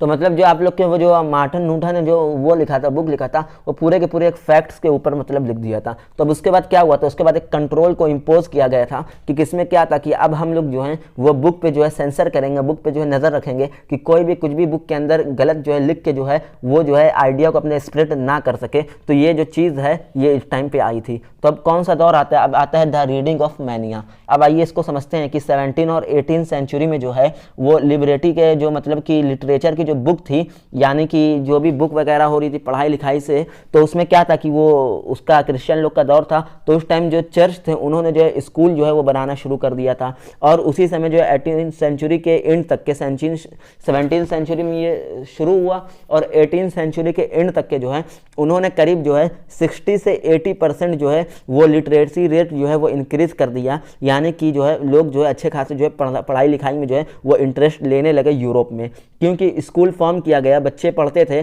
और बुक से पढ़ते थे। अब बुक से जब बच्चे पढ़ रहे हैं तो प्रिंटिंग कल्चर भी जो है वो इंक्रीज हो रहा है ना, क्योंकि बुक जो है वो प्रिंट कल्चर के ही थ्रू जो है वो आ रही है, प्रिंट हो रही है। तो उससे जो है प्रिंट कल्चर भी जो है वो बहुत ज़्यादा बढ़ा और इसका रेट जो है बहुत ज़्यादा इंक्रीज़ हुआ। ठीक है, अब इसका एडवर्टाइजमेंट कैसे होता था उस टाइम प्रिंट कल्चर का, तो इसका एडवर्टाइजमेंट ऐसे होता था कि लोगों को हायर किया जाता था और उन लोग को जो है डेली बेसिस पे हायर किया जाता था कि भाई आप लोग जाओ और इस बुक को जो है वो घर घर जाओ और जाके सुनाओ कुछ कहानी या कुछ बताओ, कुछ भी करके इस बुक को जो है वो बेच कर आओ। अब उसी टाइम जो है एक न्यू बुक जो है वो मार्केट में आई थी। वो कौन सी बुक थी, वो चैप बुक थी। अब वो चैप बुक कौन थी, वो इंग्लैंड में जो है ऑलरेडी बहुत ज़्यादा फेमस थी। ये एक स्मॉल साइज़ की जो बुक होती थी, स्मॉल साइज़ की होती थी, मतलब जो है बहुत ज़्यादा जो है वो छोटी होती थी और सस्ती भी होती थी। तो इससे मतलब कि कोई भी जो है कहीं पे भी जो है कहीं पे भी है वो इजीली जो है पढ़ सकता था स्मॉल साइज़ के होने के बाद। तो अब उसका जो है साइंटिस्ट को इसका रूल जो है मतलब ये जो प्रिंट कल्चर है ये साइंटिस्ट को जो है कैसे हेल्प किया बुक ने और प्रिंट कल्चर ने, वो आइए वो समझते हैं। तो अब आप लोग के कौन से आते हैं, आप लोग के आते हैं इसैक न्यूटन। जितने मतलब कि इनके पास जितना भी आइडिया था उनको जो है अपना आइडिया स्प्रेड करना था। तो उन्होंने क्या किया, जितनी सारी नॉलेज और जितने आइडिया को अपने स्प्रेड करने के लिए उन्होंने जो है हेल्प लिया किसका, इसका प्रिंटिंग कल्चर का, और बुक लिखी, और जिसमें उन्होंने जितनी भी उनकी थ्योरी थी, जितने भी उनके माइंड के कॉन्सेप्ट थे, जितनी भी उनकी नॉलेज थी, उन्होंने सब जो है स्प्रेड कर दिया। अब वहीं आप लोग के एक दूसरे साइंटिस्ट थे जिनका कौन नाम था, सर थॉमस, उन्होंने भी क्या किया था, उन्होंने भी यही बुक ही जो है उसमें जो अपने आइडिया को स्प्रेड किया था, और इस प्रिंटिंग कल्चर के थ्रू जो है उनको जो है बहुत ज़्यादा पॉपुलैरिटी मिली थी। पॉपुलैरिटी जो है इन लोग को प्रिंट कल्चर की वजह से ही इतनी ज़्यादा मिली थी, क्योंकि अगर प्रिंट कल्चर नहीं होता तो इनको लोग जानते ही कैसे, कोई जानता ही नहीं कि कौन थे सैक न्यूटन और कौन थे ये सब कुछ जो है प्रिंट कल्चर के थ्रू ही जो है इतना ज़्यादा जो है इंक्रीज़ हुआ था। अब आप लोग के एक ल्यूइस मार्टिन नाम के एक राइटर थे, तो उन्होंने जो है पेंटिंग प्रेस जो है, पेंटिंग प्रेस को जो बहुत पावरफुल बताया। पावरफुल उन्होंने क्यों बताया पेंटिंग प्रेस को, तो उन्होंने पेंटिंग प्रेस को पावरफुल इसलिए यूँ बताया कि ये जो है एक क्रूल सिस्टम को जो है ये जो है हटा सकती है। मतलब कि अगर कोई ख़राब चीज़ है तो ये इसके खिलाफ जो है ये आवाज़ उठा सकती है, और अपने जो नेशन है, नेशन के अंदर जो अच्छी अच्छी चीज़ को जो है वो बस इंक्रीज़ कर सकती है। और उन्होंने जो है एक प्रिंट सिस्टम को जो है, प्रिंट प्रेस को जो है बहुत ही अच्छा पावरफुल बताया था। ठीक है, अब 19वीं सेंचुरी में क्या हुआ कि अब ये बुक की वजह से जो है लिटरेसी रेट जो है ये इंक्रीज़ होने लगा। अब प्राइमरी एजुकेशन जो है वो उसको जो है कंपलसरी कर दिया गया यूरोप में। हर किसी को जो है प्राइमरी एजुकेशन तो करना ही करना था, यानी कि प्राइमरी तक की पढ़ाई तो हर किसी को पढ़नी ही पढ़नी थी। अब ठीक है, अब उसी के बाद टाइम जो है उसी दौर में जो है दो लोग थे, एक आप लोग के ग्रीन ब्रदर, और आप लोग के जो नाम था, दूसरा नाम जो था वो आप लोग का था जैकोबस। तो ये दोनों कौन थे, तो ये दोनों आप लोग के बुक लिखते थे, प्रोड्यूसर थे, बहुत बड़े प्रोड्यूसर थे उस टाइम बुक लिखने के, और ये लोग बहुत ही फेमस थे। और इनका किस चीज़ पे लिखते थे, ये आप लोग के फेरी टेल्स के थे। ठीक है, अब उसी टाइम जो है वुमेन के लिए भी दो लोग जो हैं वो बुक लिखते थे। उन दोनों का कौन सा नाम था, एक आप लोग के जेन थे और एक आप लोग के ब्रोंटीसाइड थे। ये दोनों भी जो है वो वुमेन के लिए जो है बहुत ज़्यादा बुक लिखते थे, और इसको जो है वुमेन बहुत ज़्यादा जो है वो पसंद करती थी, और फेमस ये लोग बहुत थे। अच्छा, ये लोग किस बारे में लिखते थे, तो ये लोग वही हाउस कीपिंग वगैरह और ह्यूमन बिहेवियर, किचन, तो इन सब के बारे में जो है ये सब जो है अपना उसमें लिखते थे।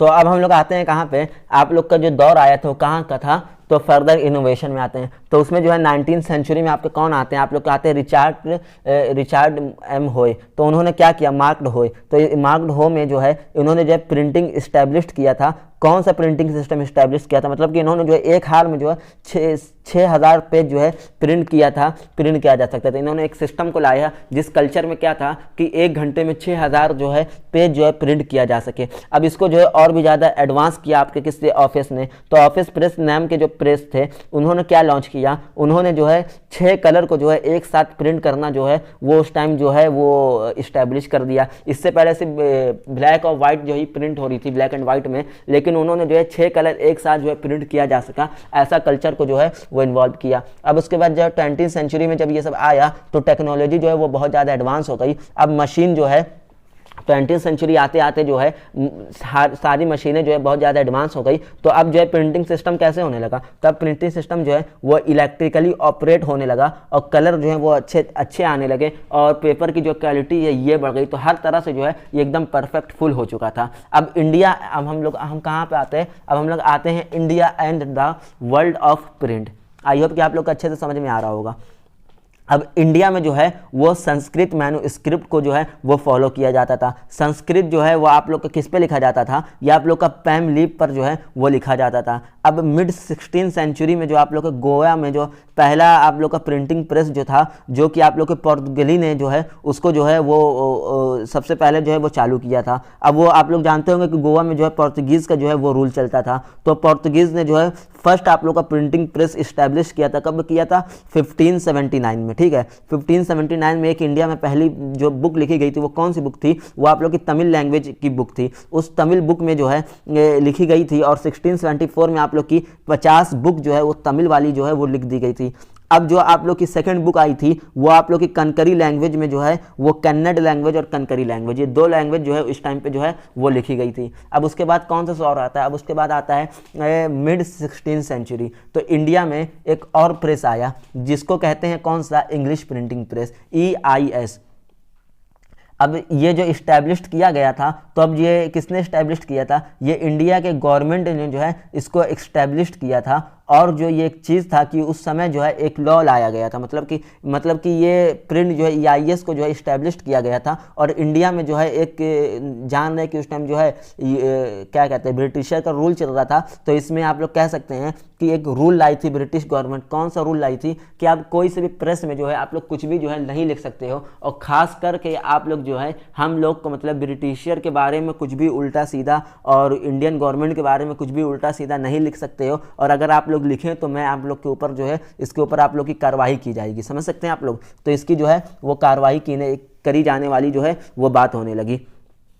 आप लोग देख सकते हैं कि आप लोग की जो है बुक लिखी जाने लगी थी ये सब वाली, और उसके बाद जो है तमिल टेक्स्ट जो है वो लिखा गया था और 32 प्रिंटेड हुई थी। कितनी हुई थी? 32 प्रिंटेड हुई थी। तो उसी के बाद जो है ये आप लोग का कह सकते हैं कि गवर्नमेंट जो है ये ले आई थी कि अब कोई भी कुछ भी उल्टा सीधा जो है नहीं लिखेगा, वरना जो है हम उसको उठाएंगे और जो है जेल के अंदर जो है सीधे सीधे जो है भर देंगे।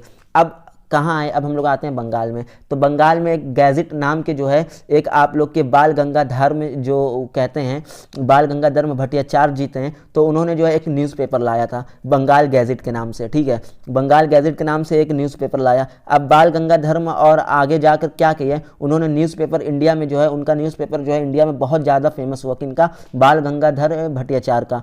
तो इतना ज़्यादा फेमस हुआ, लोगों ने उसको बहुत ज़्यादा जो है पसंद किया। और उसमें जो है वो क्या किए कि वो जो है इंडिया में जो है religious reform and public debate का वो दौर जो है आ चुका था इंडिया में। मतलब कि अभी तक के जो है इससे पहले जो है रिलीजियस डिबेट और ये सब नहीं होता था प्रिंटिंग कल्चर के थ्रू, लेकिन अब इस दौर में जो है प्रिंटिंग कल्चर के थ्रू जो है वो रिलीजियस डिबेट वगैरह ये सब भी जो है वो होने जो है शुरू हो चुकी थी। तब लोग यहाँ भी जो है अपने व्यूज़ को जो है वो एक्सप्रेस करने का जो है वो एक्सप्रेस करने का ज़रिया जो है वो समझने लगे। न्यूज़पेपर को जो है 1821 में जो है राजा राम मोहन रॉय जो थे वो लिखे थे। उन्होंने क्या लिखा था? संबत कामोदी नाम की जो है एक बुक लिखी थी। अब उस संबत कामोदी नाम में जो है राम मोहन रॉय जो थे उन्होंने क्या लिखा था? उन्होंने जिसमें बेसिकली अपने सोशल इशू के बारे में जो है वो बात करी थी। और उस सोशल इशू में उन्होंने क्या बात करी थी? सोशल इशू को लेकर उन्होंने ये सब बताया था कि जो आप लोग की डाइवोर्सी जो वुमेन होती है उसकी शादी की बात की थी, चाइल्ड लेबर की बात की थी, चाइल्ड मैरिज की बात करी थी, अनएजुकेटेड की बात करी थी। तो राम मोहन रॉय ने जो है बेसिकली ये सब चीज़ जो है उस बुक में जो है बात करी थी। तो अब आगे जाकर जो है यही इंडियन में जो है इंडिया में बॉम्बे समाचार और आपका सांसुल अखबार, ये दो प्रिंटिंग प्रेस जो था ये बहुत ज़्यादा जो है बहुत ज़्यादा समझ सकते हैं कि बहुत ही ज़्यादा जो है ये फेमस हो गया था। अब आगे और जाके आप लोग के कॉलोनीज रूल जो था उनकी वजह से जो है बहुत दिक्कत होती थी प्रिंटिंग प्रेस में। और जो है मुस्लिम लोग जो थे उसमें जो है इसका आइडिया जो है स्प्रेड करना जो है बहुत ज़्यादा जो है ज़रूरी था। क्योंकि कॉलोनिज्म रोल आप लोग समझ सकते हैं कि जो आप लोग के अमीर लैंड लोनर थे वो लोग गरीब को काम करवा रहे थे और पैसा भी नहीं दे रहे थे। तो यही चीज़ आप लोग कॉलोनियर थी जो हम लोग पिछले में जो है वो पढ़ के आए हैं। तो इसमें जो है मुस्लिम को भी ये बात बहुत ज़्यादा समझानी थी, लेकिन वो लोग जो है ये सब चीज़ों में जो है वो इन्वॉल्व नहीं रहते थे मुस्लिम वगैरह। और वो लोग सोचते थे कि अगर हम लोग इसमें इन्वॉल्व होंगे, इसमें ज़्यादा इंटरेस्ट लेंगे तो गवर्नमेंट जो है वो हम लोग के खिलाफ कुछ गलत करेगी और हम लोग को उठा के जेल में डाल देगी। तो इसलिए मुस्लिम वगैरह थोड़ा बहुत उस टाइम डरते थे और ये सब चीज़ों में ज़्यादा इन्वॉल्व नहीं होते थे। लेकिन धीरे धीरे मुस्लिम ने भी इस प्रिंटिंग कल्चर को एक्सेप्ट किया और उसमें जो इंटरेस्ट लेना शुरू कर दिए और वो लोग भी जो है इसको समझ गए कि हाँ ये बहुत अच्छी चीज़ है, इसके ज़रिए जो है हम लोग बहुत ज़्यादा जो है वो फ़ायदा उठा सकते हैं। ठीक है, अब मुस्लिम जो है वो इस इंटरेस्ट बुक में क्या लेते थे, प्रिंटिंग कल्चर के बुक में किस बुक में इंटरेस्ट लेते थे? तो वो लोग अपने होली बुक में और न्यूज़पेपर, बस और बस दो, एक होली पेपर, एक होली बुक और एक आप लोग की न्यूज़पेपर, इन्हीं दोनों में जो है वो इंटरेस्ट लेते थे। अब उसके बाद जो है मुस्लिम राइटर भी थे उस टाइम कुछ, और मुस्लिम राइटर कौन कौन से थे? मतलब कि वो मुस्लिम राइटर जो है वो लिख देते थे अच्छे काम की चीज़ की, आप लोग को ज़िंदगी कैसे, मतलब क्या रूल है आप लोग का, रूल एंड रेगुलेशन, आप लोग की रिलीजियस के बारे में, तो ये सब चीज़ जो है वो लोग कर देते, लिखते थे आप लोग को अपना रिलीजन जो है वो कैसे फॉलो करना है। तो ये सब चीज़ जो है मुस्लिम राइटर जो है वो लिखते थे और इसको जो है मुस्लिम कम्युनिटी जो है बहुत ज़्यादा जो है ध्यान देती थी, बहुत ध्यान से जो है इसको पढ़ती थी और इसको जो है फॉलो करती थी। अब हिंदू में भी सबसे ज़्यादा फेमस जो आप लोग के थे वो आप लोग के थे एक तुलसीदास। तो तुलसीदास जिन्होंने क्या कौन सी बुक लिखी थी? इन्होंने रामचरित्र मानस जो बुक नाम था उस बुक की नाम की बुक जो है वो लिखी थी। इनको जो है हिंदू भी जो थे वो अपने होली बुक और बहुत ज़्यादा जो है पसंद करते थे, होली बुक को जो है वो भी बहुत पसंद करते थे। अब लखनऊ में जो है नावल किशोर और बॉम्बे में आप लोग के श्री वेंकटेश नायक नाम के जो है 2 प्रिंटिंग प्रेस थे। वहाँ ये सब के बहुत ज़्यादा जो है वो ये दोनों को वहाँ पे जो है बहुत ज़्यादा सराहाया गया। समझिए कि पूरे इंडिया में इन दोनों को सराहाया गया कि ये लोग जो है बहुत ज़्यादा फेमस हो गए थे और ये लोग का कंटेंट भी जो है वो बहुत अच्छा था, पॉपुलर जो है ये लोग बहुत ज़्यादा हो गए थे। तो प्रिंट कल्चर में समझे पूरी इंडिया जो है कम्युनिटी को एक दूसरे से जो है वो कनेक्ट कर दिया गया था। प्रिंट कल्चर ने क्या किया था, पूरे इंडिया को जो है आपस में एक दूसरे से कनेक्ट कर दिया था और जो है एक बहुत अच्छा जो है वो रोल जो है वो निभाया था। क्या किया था, एक रोल जो है बहुत अच्छा निभाया था। अब आगे हम लोग कहाँ आते हैं, अब हम लोग आते हैं न्यू फॉर्म ऑफ पब्लिकेशन में। अब हम लोग कहाँ आते हैं, न्यू फॉर्म ऑफ पब्लिकेशन में। तो इसमें अब क्या होता था, न्यू फॉर्म ऑफ पब्लिकेशन के अंदर प्रिंटिंग प्रेस जो थी आप लोग की बहुत ज़्यादा जो है बहुत ज़्यादा बढ़ गया था, बहुत ही ज़्यादा बढ़ गया था। तो आप लोग तो इसको जब ये बहुत ज़्यादा बढ़ गया तो आप लोग के जो राजा रवि वर्मा नाम के एक पेंटर थे, उनका विजुअल जो है मतलब कि वो इतने ज़्यादा फेमस थे। क्यों फेमस थे, क्योंकि वो अपने इमेज के प्रिंटिंग कल्चर के अंदर जो वो इमेज यूज़ करते थे उसके ज़रिए जो है वो बहुत ज़्यादा फेमस थे। वो लोग कैसी इमेज यूज़ करते थे, मतलब उस इमेज के अंदर उनकी कुछ ना कुछ एक छुपी हुई जो है वो बात रहती थी, एक विजुअल इमेज रहता था जो इमेज जो है कुछ बोलता था, समझ सकते क्रांतिकारी टाइप का, जो इमेज जो है कुछ बताने की बात करता था। तो इस टाइप की इमेज जो आप लोग के बनाते थे राजा रवि शर्मा और ये जो है राजा रवि वर्मा, और ये बहुत ज़्यादा जो है फेमस थे। अब ये पेंटिंग प्रेस का यहाँ जो है इंडिया में जो है वुमन के लिए, वुमन की लाइफ के लिए और वुमन के ऊपर भी बहुत बड़ा जो है इम्पैक्ट किया। अब वो कैसे इम्पैक्ट किया कि हम लोग ये पढ़ते हैं कि यहाँ जो है बुक के अंदर जो है प्रिंटिंग कल्चर के अंदर जो है न्यूज़पेपर के अंदर जो है वुमेन से रिलेटेड भी जो है बातें लिखी जाने लगी, उनके फीलिंग से रिलेटेड और उनके अनएजुकेशन से रिलेटेड और उनके जो है मैरिज से रिलेटेड, हर चीज़ से रिलेटेड जो है उनकी बात लिखी जाने लगी, जिसको जो है वुमेन बहुत ज़्यादा इंटरेस्ट लेती थी और उनके लाइफ पे जो है वो इम्पैक्ट पड़ रहा था। अब ये चीज़ कुछ लोगों को पसंद भी आई और कुछ जो पुराने ख्यालात वगैरह लोग थे उनको ये चीज़ नहीं भी पसंद आई, तो इससे भी उस टाइम जो है बहुत ही ज़्यादा कंट्रोवर्सी जो हुई थी, लड़ाई वगैरह भी जो हुई थी। अब इन सब के बाद जो है वो बुक में जो है धीरे धीरे सबको जो है बहुत ज़्यादा इंटरेस्ट आ रहा था। अब धीरे धीरे जैसे जैसे 19वीं सेंचुरी आई तो जितने गरीब लोग थे उन लोग को तो भाई बुक जो है उतना ज़्यादा खरीद वगैरह नहीं पा रहे थे, तो कोई कोई से बुक का रेट भी बहुत ज़्यादा हाई रहता था, जिसकी बुक की डिमांड ज़्यादा होती थी तो उस बुक का जो है रेट हाई हो गया। अब उसको जो है गरीब लोग नहीं पढ़ पा रहे थे, लेकिन जो है बुक का जो वो था, क्या कहते हैं आप लोग, जो फेमसपन था, यानी कि जितने लोग पढ़ना चाह रहे थे वो बहुत ही ज़्यादा था। तो उसका उस टाइम ये किया गया, सॉल्यूशन इसका ये निकाला गया कि उस टाइम जो गवर्नमेंट ने जो है लाइब्रेरी बनवाना शुरू कर दी कि भाई जितने भी गरीब लोग हैं वो लोग क्या करें, वो लोग आएँ रेंट पे बुक लेके चले जाएँ या ऐसे ही लेके जाएँ और अपनी बुक जो है मेरी बुक पढ़ के और कुछ समय बाद जो है वो वापस कर दें। तो ये चीज़ जो है लाइब्रेरी सिस्टम जो है ये 19वीं सेंचुरी में जो है ये लाया गया, जिससे जो है गरीब लोग भी जो है वो बुक जो है आराम से जो है पढ़ने लगे। अब उस टाइम एक बुक थी वो बहुत ज़्यादा फेमस हुई थी, कौन सी बुक थी आप लोग की, एक गुलामगिरी बुक थी, वो 19वीं सेंचुरी में यानी कि ब्रिटिशर के टाइम की बुक थी, जो कि बुक थी आप लोग की किसके ऊपर, ये आप लोग की कास्ट सिस्टम के ऊपर थी कि जातिवाद, लोअर कास्ट और अपर कास्ट और ये सब जितना सब था। तो ये सब जो चीज़ है ये सब आप लोग की गुलामगिरी के अंदर जो है वो बताया गया था कि लोग जो है वो कैसा फ़ायदा उठाते हैं और कॉलोनिज्म सिस्टम क्या होता है। और सेम ऐसी बुक आप लोग के बी.आर. अम्बेडकर साहब ने भी जो है वो लिखी थी, इसी सिस्टम के ऊपर उन्होंने भी एक बुक लिखी थी। तो ये सब जो है वो उस टाइम जो है बहुत ही ज़्यादा जो है वो बढ़ गया था, कॉन्ट्रोवर्सी लेवल जो है एकदम हाई पे, इन पीच लेवल पे जो है वो आप लोग कह सकते हैं कि वो जा चुका था।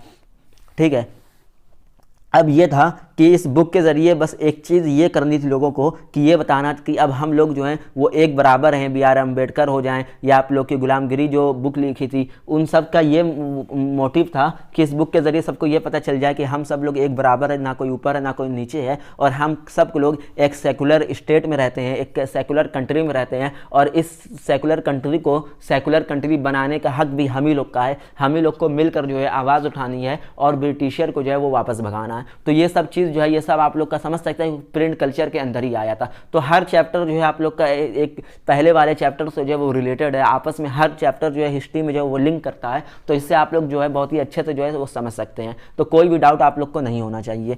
ठीक है, अब हम लोग जो आते हैं और अपने लास्ट टॉपिक पे आते हैं, वो हम लोग का कौन सा है, वो हम लोग का प्रिंट एंड सेंसरशिप। अब इस प्रिंट एंड सेंसरशिप में क्या होता था तो आइए अच्छे से हम लोग समझते हैं। तो ये 1798 का दौर था तो इसमें जो आप लोग देख सकते हैं कि प्रिंट कल्चर जो था वो ब्रिटिशर के खिलाफ जो है वो बहुत ही ज़्यादा इस प्रिंट कल्चर में जो है लिखा जाने लगा। क्यों? क्योंकि भाई ब्रिटिशर का रूल था तो प्रिंट कल्चर बहुत तेज़ी से बढ़ गया था, तो ब्रिटिशर के खिलाफ जो है वो लिखा जाने लगा। अब ब्रिटिशर को जो है ये चीज़ जो है वहाँ की गवर्नमेंट को एकदम पसंद नहीं आई कि भाई मेरे खिलाफ कैसे ये लोग लिख रहे हैं। तो वो लोगों ने क्या किया कि वो लोग जो है सेंस करने लगे हर बुक को, हर बुक के ऊपर समझ सकते हैं कि एक नज़र रखने लगे। नज़र क्या रखते थे? बोल दिए थे वो लोग कि अगर तुम लोग जो है मेरे खिलाफ कुछ भी रखे या जनता को जो है वो भड़काने की कोशिश किए तो तुम लोग के मैं जो तुम लोग की जो वो है कंपनी है उसको बैन कर दूंगा, तुम लोग का जो एडिटर है, तुम लोग का जो राइटर है, उन सबको उठा के जेल में डाल दूंगा।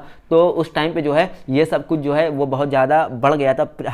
हर बुक पे जो है वो गवर्नमेंट वाले जो है वो सेंस कर रहे थे कि कोई भी हम लोग के खिलाफ जो है वो बुक जो है वो नहीं लिखी जाए। तो इसके लिए जो है आप लोग के उस टाइम के जो प्रिंटर थे, जो एडिटर थे, वो लोग बहुत ज़्यादा जो है वो आवाज़ उठाए थे और वो लोग जो है ये सब के लिए जो है उस टाइम बहुत ज़्यादा लड़े थे कि हम लोग का जो मन आएगा हम लोग वो लिखेंगे, अपने पॉइंट ऑफ व्यू जो है वो हम लोग बढ़ाएंगे, आपको इससे क्या दिक्कत है। तो ये सब के लिए वो लोग बहुत लड़े थे, बहुत जेल गए थे और मार भी खाए थे। ठीक है, अब आगे चल के आप लोग के एक जो है वर्नेकुलर प्रेस एक्ट के थ्रू जो है आप लोग के गवर्नर हैं, यानी कि ब्रिटिशर गवर्नमेंट जो थी ब्रिटिशर, अब अगर हम लोग ने के खिलाफ कोई भी, ब्रिटिशर ने क्या कहा कि अगर हम लोग के खिलाफ अगर तुम लोगों ने कुछ भी यार कुछ भी मतलब कुछ भी अगर कुछ भी लिख दिया तो हम लोग जो है तुम्हारे बुक पे सेंस तो किए ही हुए हैं, हर बुक पे तुम्हारा सेंसरशिप लगाए हैं कि हर बुक पे तुम्हारी नज़र रखे हुए हैं। जैसे ही हम लोग को पता चला कि तुम लोगों ने कुछ गलत किया है मेरे बुक के खिलाफ, हम लोग के खिलाफ, तो हम लोग तुमको पकड़ के जो है जेल में डाल देंगे। तो इसी से रिलेटेड जो है आगे चल के आप लोग के एक बाल गंगाधर तिलक ने 1907 में जो है एक आर्टिकल लिखा था और उसमें जो उन्होंने क्या किया था, उन्होंने ब्रिटिशर के खिलाफ जो है वो आर्टिकल लिख दिया था। तो उनको जो है उठाया गया, पकड़ा गया और जेल में जो है वो डाल दिया गया। अब इसकी वजह से जो है इंडिया में जो है बहुत ज़्यादा प्रोटेस्ट हुआ और प्रिंटिंग प्रेस जो है उसका यूज़ किया गया था आप लोग के नेशनलिज्म में स्प्रेड करने के लिए ऑल ओवर इंडिया में। आप लोग कह सकते हैं कि इंडिया की आज़ादी में जो है प्रिंट कल्चर का एक बहुत ही ज़्यादा मेन मोटिव था कि उसी के ज़रिए जो है लिखा जाता था कि आप लोग को कौन सा कब क्या करना है, और उसी के ज़रिए जो है पूरे के पूरे आप लोग के जो भी वो थे इंडियन थे उन सबको जो है एक किया गया। तो आई होप कि पूरी की पूरी वीडियो और पूरी की पूरी हिस्ट्री जो है आप लोग का आई होप बहुत ज़्यादा अच्छे से समझ में आई होगी। तो इसको ज़्यादा से ज़्यादा शेयर कर अपने दोस्तों तक के पहुंचाएं। और भी आगे जो है जो बची हुई है सिविक्स और इकोनॉमिक है, ये भी जो है कल परसों में पूरी की पूरी 1 वीडियो के अंदर जो है अपलोड हो जाएगी। तो ज़्यादा से ज़्यादा शेयर करें, अपलोड करें और जो है एग्जाम से पहले आप लोग को एक वीडियो मिल जाएगी कि आप लोग के एग्जाम में कैसे लिखना है जिससे आप लोग के मार्क्स जो है वो इंक्रीज़ हो जाए। डेट आप लोग को कैसे याद करनी है और अगर डेट नहीं याद हो रही तो उसका भी जो तरीका है वो मैं आप लोग को बताने वाला हूँ एग्जाम से पहले। तो ओके, ख्याल रखिएगा अपना। Okay, bye bye.